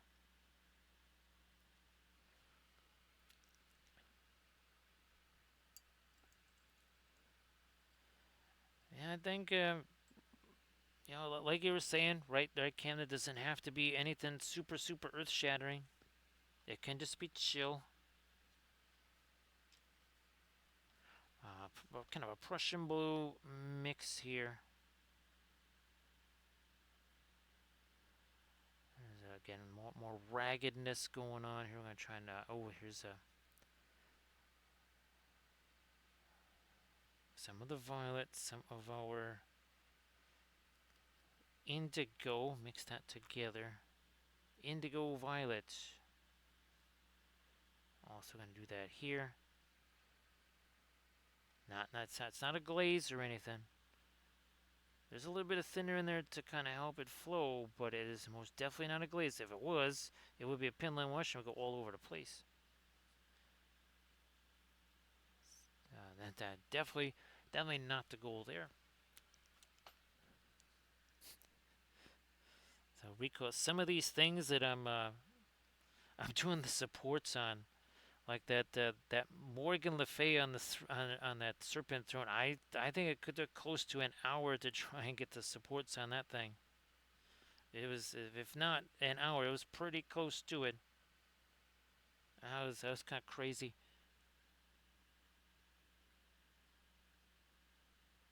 Come on, there you are.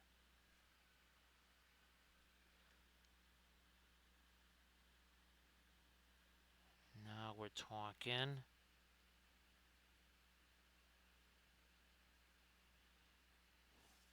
What's this? Oh, that's just a. That's just a piece. Where'd that thing go? Okay. It was a little piece of some basing material there. That's what that was. It's like, what is that sitting on there for? That was kind of wild. A little bit of edge control there.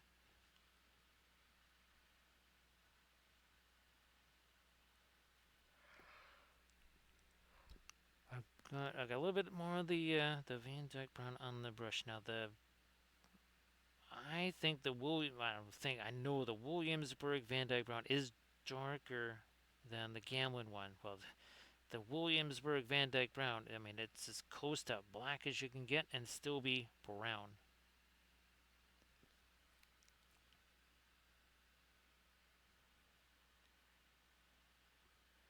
Let me work in some of the dark around these guys.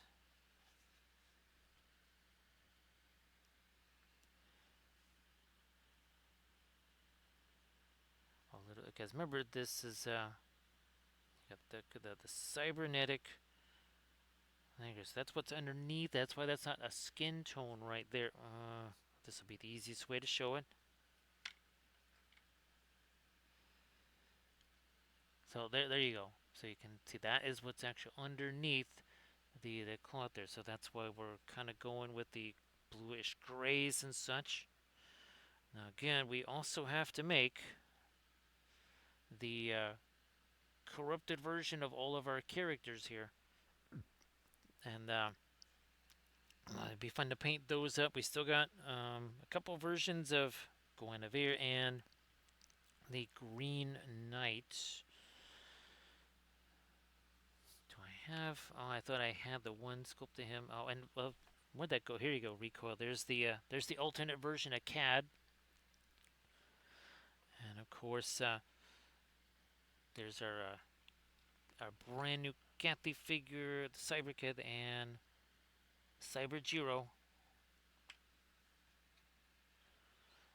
And again, that stream on the 13th, my goal really is, it would be nice if it could actually be starting as early as 9, but at least 9:30 Central Time. So that's going to be super, super, super early.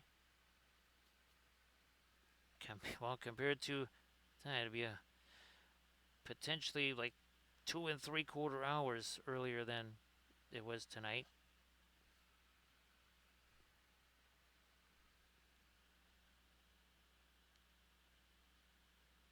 So I'm working on a diorama with all these cyber wapples in it.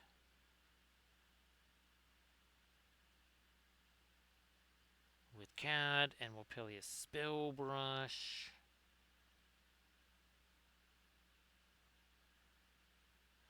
Maybe working, yeah, some more of that here.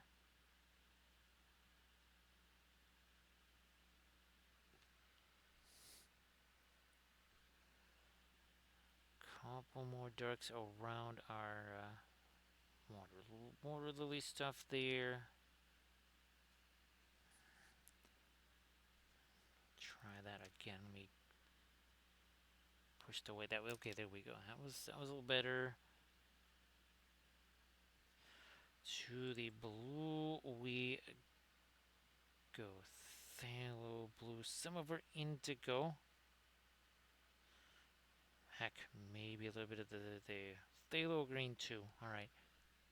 So Prussian blue, indigo. We shall try to lighten this up, and also, whoops, too much thinner. Trying to sharpen up the edge here, because the water is sort of like almost like a glassy surface there. So searching not just the dark next to the light there, but also a harder, sharper edge there too.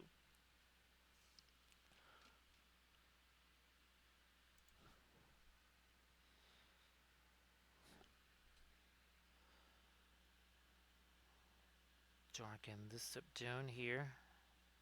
Also sharpen up the edge, like so.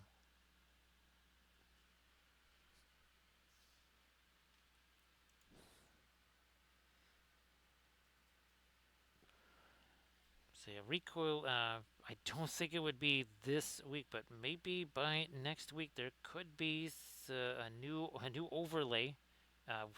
It wouldn't change compositionally. You would still have the squares in the same place. Just this little bit here. There's really not that much actual image. It's mostly just a bunch of holes. It really is just a bunch of holes.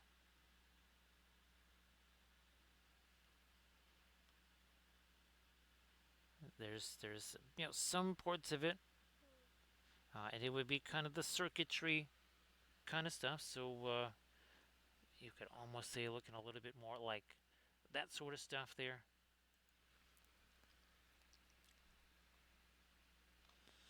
How's about good? I still do have some of my fast matte white out here. I guess I better break that down. We're headed towards Cinco Tres again there, Camda. It's not that far away. We only got a little over 3 minutes. For that very special time that means absolutely nothing. But there's actually 2 of those per stream. I missed the first one.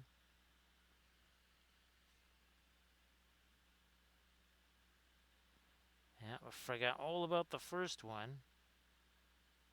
Which that happens really fast, right in the that happens right in the early stages. So there would be overlays, scenes for the game, but just a new Cyberthuria themed overlay period, just in general. So we only got ourselves a couple more minutes to go before the thing that means absolutely nothing.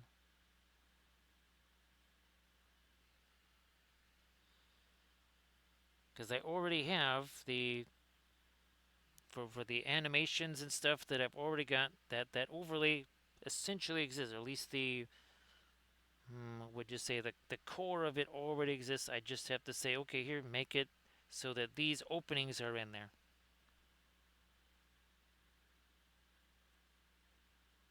Get me a little bit of the blue on here.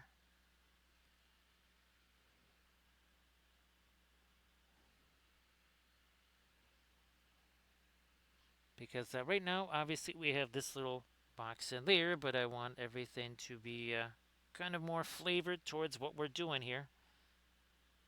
Well, we're getting closer. We're just less than a minute and a half away now.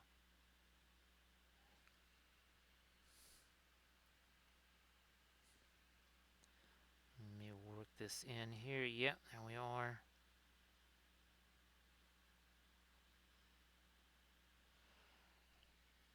So you see the kind of the elaborate the borders around that thing down there. That it would be essentially something like that. That's what it would be. It would look more like that.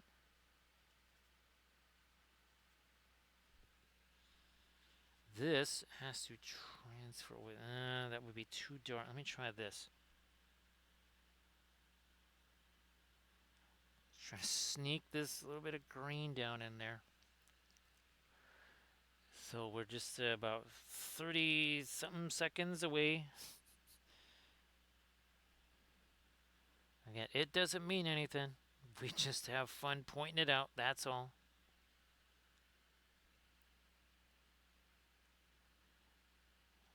We're gonna have to have some kind of weird, crazy animation there, Camda, that just shows up. Just everything turns into threes.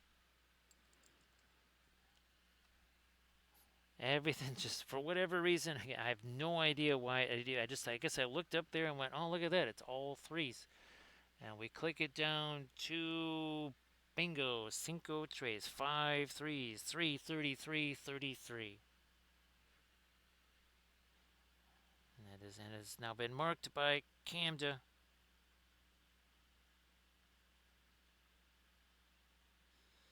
So there it is, the fabulous cinco tres. The thing that doesn't mean anything. Because what better thing could there be than a thing that means nothing? I'm going to get me a little bit of dark-ish stuff here.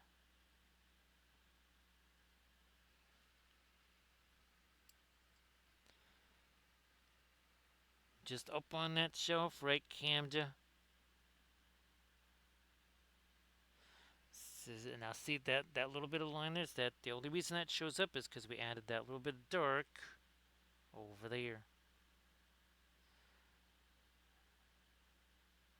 Metals, good. They're not going to look terribly metallic if there's not reflect like here.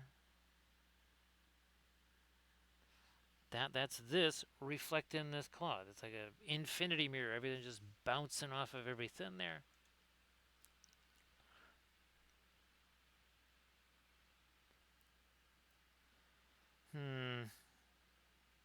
Our, our fast matte white is not super white exactly anymore.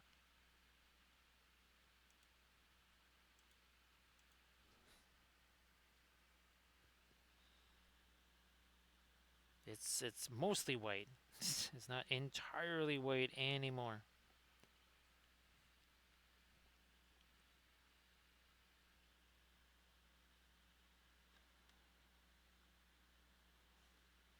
Trying to work in, get some of this kind of warmer green in here on our lily pads.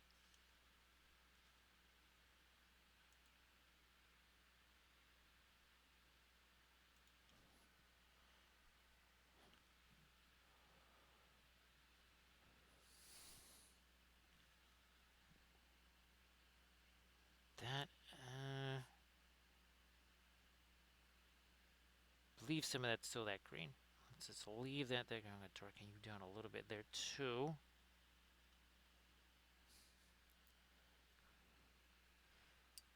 I am going to grab me just a little bit, a touch more of the fast matte white here.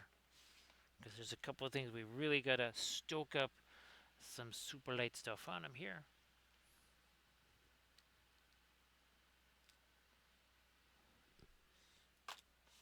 Now we got it out there.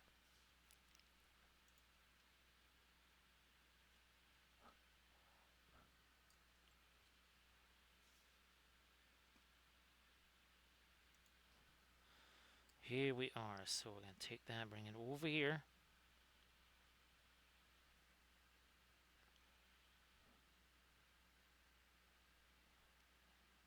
Bring it this way. Now, we don't need a big old chunk like that.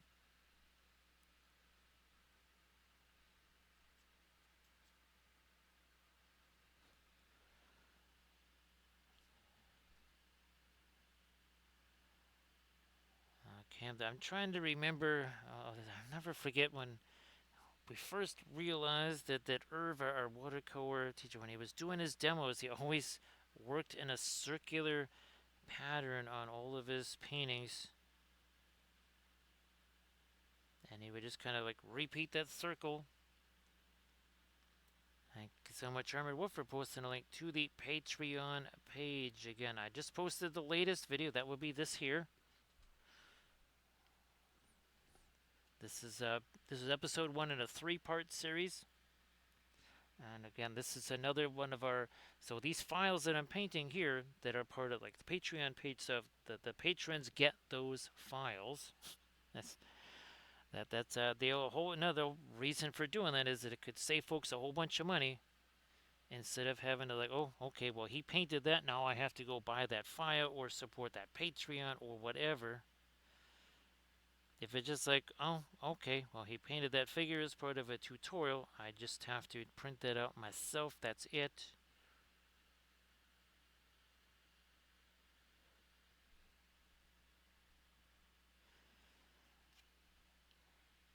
Yeah, Camden, it's in those early phases when things just they really do look very hideous, right, Camden? They look absolutely hideous.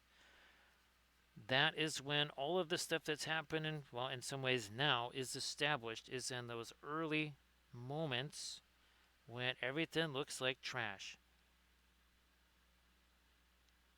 We gotta get the other fingers is here. I haven't done that yet. Now we got some. I'm gonna do a little something on this side now.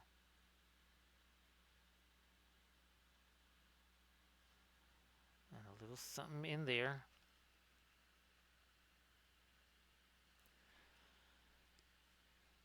Weirdly, to me, they are all identical. Whether it's this, whether it's that giant throne, whether it's a piece of terrain, or even. I mean, to me, I do the same approach on either one of these. There is no difference. To me, it's all the same. It's just paint. It's a figure. It's almost more of a structural thing because here you get a painted backdrop. So here, Wordling, let's take a couple of these here,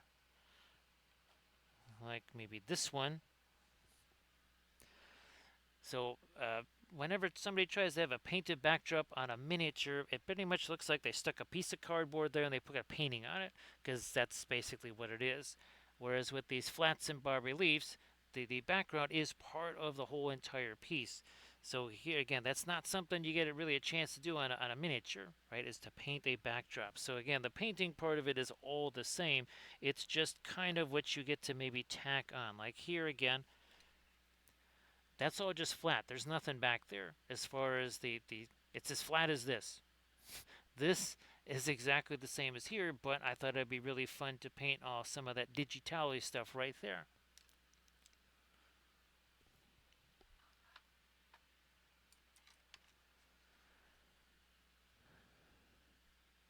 So yeah, again, whether it's that or again, whether it's one of our large scale things. I mean, well, you saw, right? Was there really any difference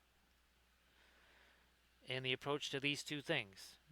They are different miniatures, but the approach was exactly the same, even though they would appear to be very, very different things. So Wordling also, and vehicles. I mean, same thing for vehicles. It doesn't matter to me. Here we got. Let's see if I can find, or even our. Let's see. So, and of course, there's some of our stuff there, and there's our Easterling army there. Okay, then you got terrain. Same deal there. Whether it's a whole bunch of miniatures, whether it's our ships, of course, whether it's those type of ships or our Gwenny there, does it really matter? It's all pretty much the same. Or there you go, there's a vehicle. All the same exact techniques in there. And of course, that was one of our Patreon video series. I think that was was that a, oh yeah, that was a 3 episode series. Whoops, I already swung back past my scene. There we go. And again, each one of them is going to be very, and of course, then we have the shadow box versions here. We've done a couple of these. So these are the shadow boxes. So Camden, it's always middle out. From the middle to the darks, from the middle to the lights. Even when I was doing pastels, and almost everybody says, oh yeah, all pastels are dark to light. I actually, huge surprise, right, Camden? I also worked in the other direction on those. Totally shocking, right? So yeah, no difference there. Everything is always you start in the middle, work your way out from there. You work your way darker, you work your way lighter. That's why our primer, such as it is always some kind of mid-range tone. It's not too light and it's not too dark. I can move you out of the way there. That's what I'm looking for. Now we're talking again. This is so it's essentially the reflection of the water now on this, or a little backlighting, whatever you want to call it there. Maybe it's a little bit of backlighting.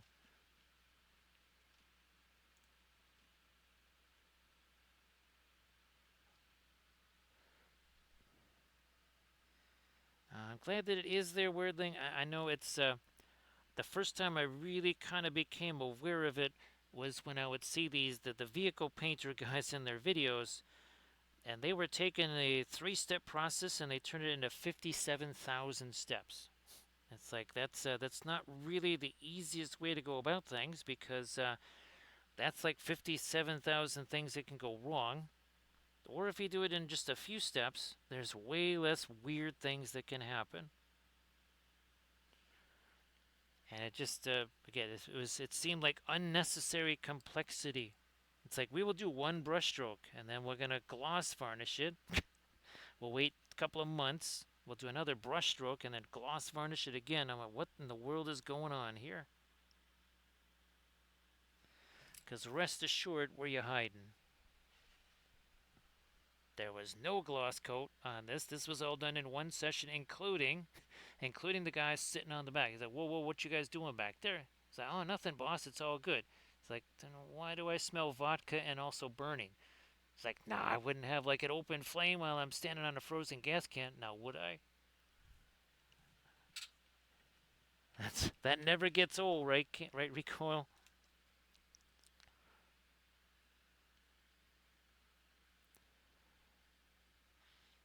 Weirdling, another thing that could be kind of helpful for you. Simplify. This is just brown and Van Dyke brown and brilliant yellow pale. It doesn't matter if it's acrylics or oils in our watercolor class. Again, when we first started, it was to our chagrin. We weren't none too pleased, but yeah, we didn't start out with a whole palette of colors. We started with one color. It was called brown. That was it.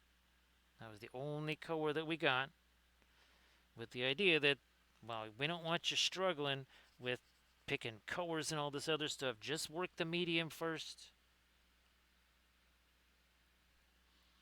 Oh, geez, Camden, that was one of our favorite little puppet shows. Yes. That puppet show used to happen like every other stream, Camda. Yep, that's been that's always been hilarious. That little puppet show there. So yeah, we painted that one up on stream again. All the guys on the tank and all that good stuff. Little T-34-85. I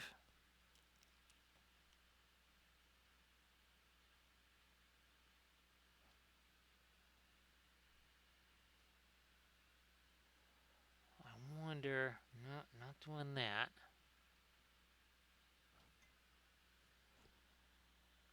I'm gonna try to get me a little bit of a turquoise. Fine, I'll mix some of the brilliant pale in there. Fine, we'll do that.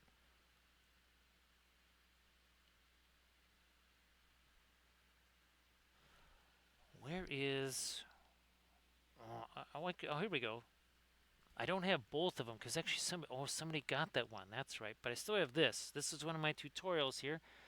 Now I actually sculpted something that was even more symmetrical than this. But this is actually half TMM and a half non-metallic. We split it right down the middle. One side of him is all TMM. The other side is non-metallic. And that was just a good way to show that reflections are reflections, colors are colors. It don't matter. And again, one is entirely metallics and the other is entirely not metallics. We did that again with our Cylon bust. I got to print that out again. Camda. Ooh, maybe on the new Saturn there.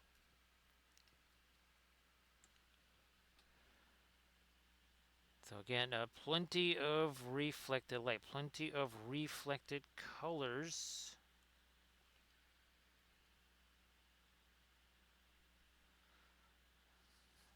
Let me try to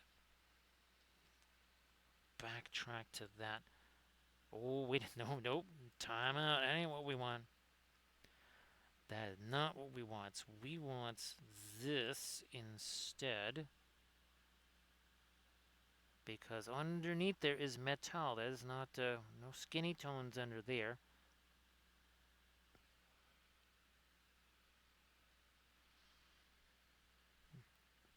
Hey there, Twitch Simmerlin, how you doing?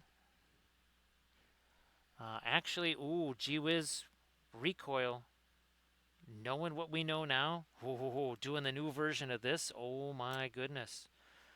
Now, of course, we've seen Gandalf. He's popped his head in here, and he was very worried about going into Moria.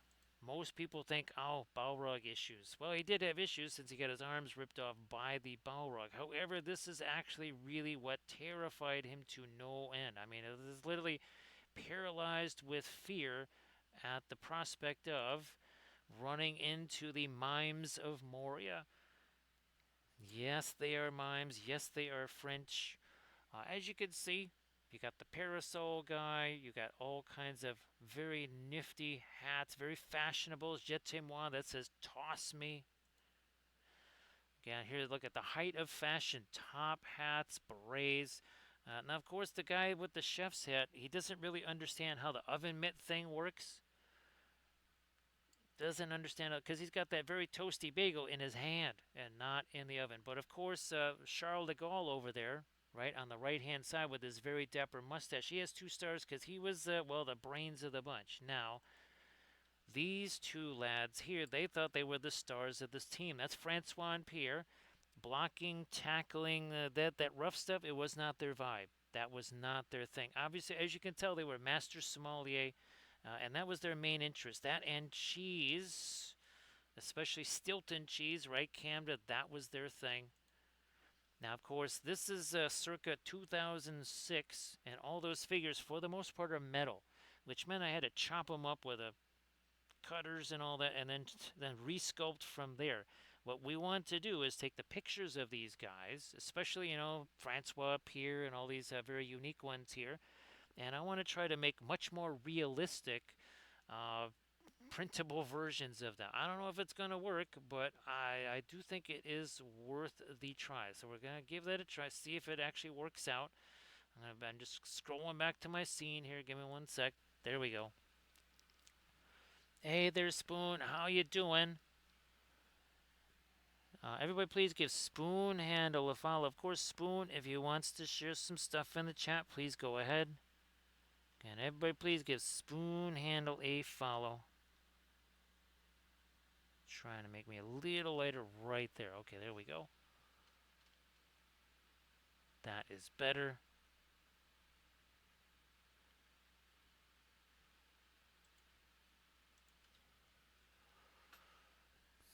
Camden. Oh, do I have any of them? Oh, here they are. So yeah, they're. You see, he's got his cigarette right there. Yeah. These were pretty well, and I had to obviously I had to sculpt the shirts on because they. Who would have thunk it? They did not come with shirts.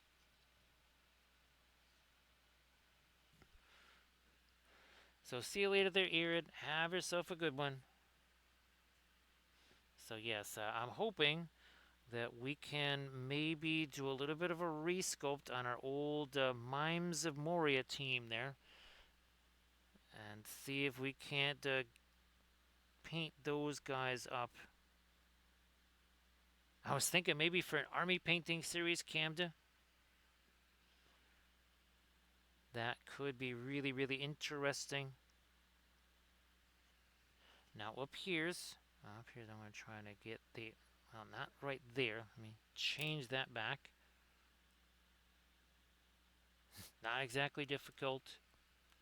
So say there, Arid, why don't you post your linkies there one more time? Post your linkies one more time there before it goes away. No, Camden, that's what I was thinking. I would try to make the figures, and then we would try and use that as an army painting series. Again, that was all done in 2006. That was my Blood Bowl team for basically 2 seasons. They actually averaged 3 touchdowns a game. Well, almost. They did a little bit shy of 3 touchdowns a game. The Parasol guy, we didn't just throw him on offense, we threw him on defense just as often because he had block, and most throwers, especially earlier in those seasons, did not have block, which meant there was actually 2 dice, your call, but there was like 3 times as many things that were going to knock you down. And of course, that thrower most likely is way back behind the line where there's nobody else to help.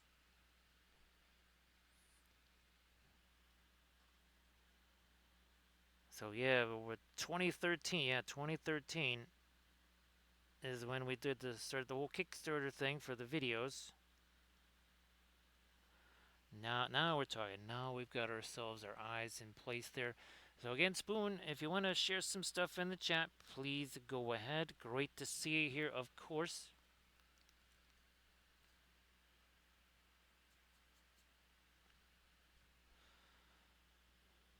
Trying to pick out some of my filigree here with some of these lights here.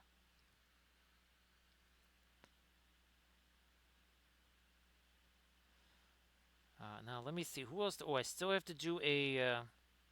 I still have to do a bas relief for Galahad, and I still have to do a bas relief for the Green Knight as well.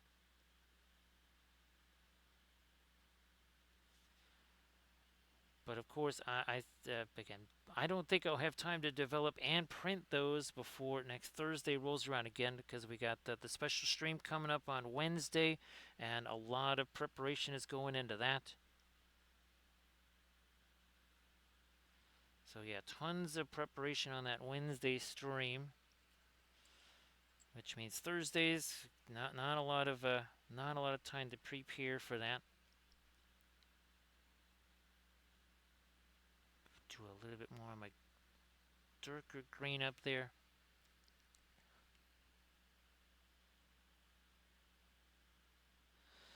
So Spoon, I hope that the stream was fun, and I hope that you got lots done. Because I think you were streaming tonight, right, Spoon? Unless I'm just like, well, it was an optical delusion. Because, I have those sometimes.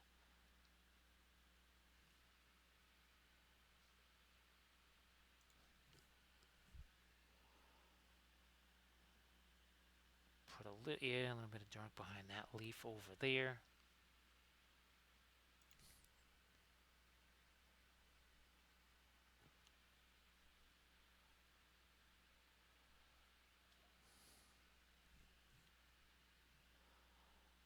Trying to get a little,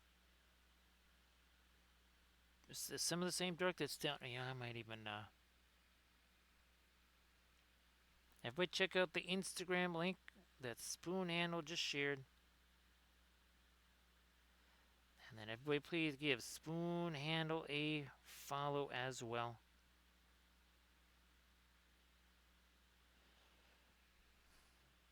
Fine, we'll just hit you with a little bit of that bluish green there to darken you down too.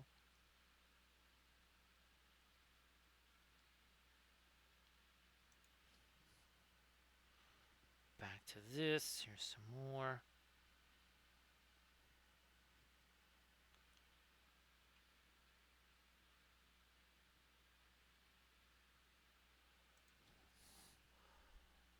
Gonna darken you down a little bit right next to this, and then darken this down a little here too. So again, everybody, please check out that link that Spoon Handle just posted. Everybody, please give Spoon Handle a follow.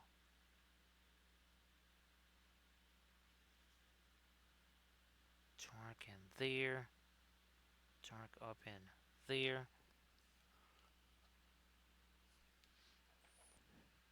Again, very excited about our new pose for CAD here. Super excited about that.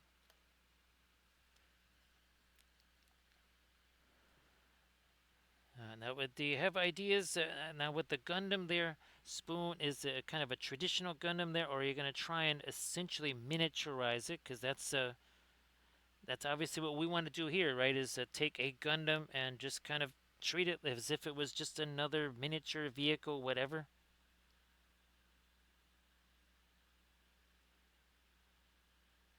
So yeah, we'll have to assemble that thing.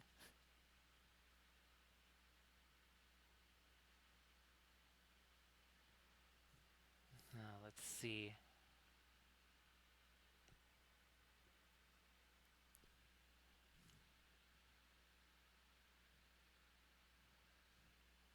More of that dark over here, a little bit of under there.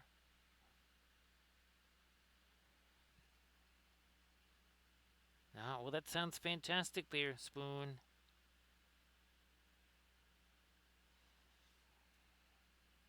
Yeah, I know that those are really kind of, they're nifty things, and people people really love the precision in those kits for sure.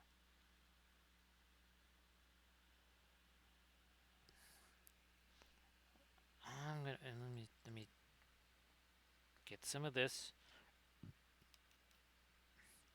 Some of our oh no, that's gonna be interesting. We got some of the periwinkle and or the not radiant periwinkle. Mixing that with our violet, this makes it kind of an interesting little color right there. I'm gonna try and put infuse some of that into the translucent cloth here, and on a little reflection here,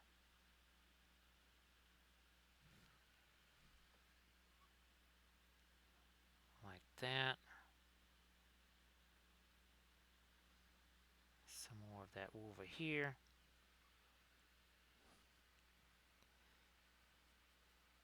Right there. There's a couple other spots where I'd like to maybe over here. So see, we got the teal there. Now we're going to get, look at this, a little bit of the violet here, and this is always part of that kind of, the color goes somewhere and everywhere, right, Camda? And sometimes too, it's not necessarily the exact same violet going everywhere. Sometimes it's just, well, this is a little bit tilted towards violet, and this other, like over here, it doesn't look like violet up here at all. It looks like something very different. Here it looks very boom, like bright violet over here. So like we say, the neighborhood matters. Location, location, location.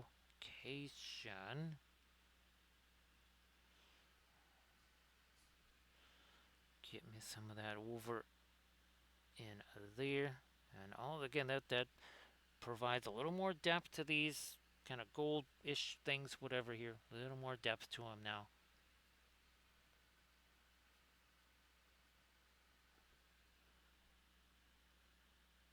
And that comes through.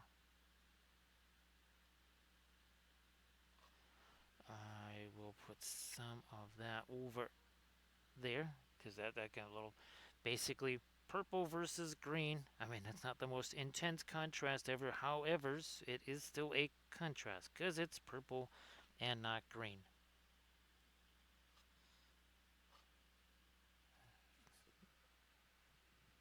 That's the red that I'm looking for. That's gonna go in there. And I forgot there's a whole another area here that should be later. Like that. I'm like, wait a minute. We done been missing that for a while.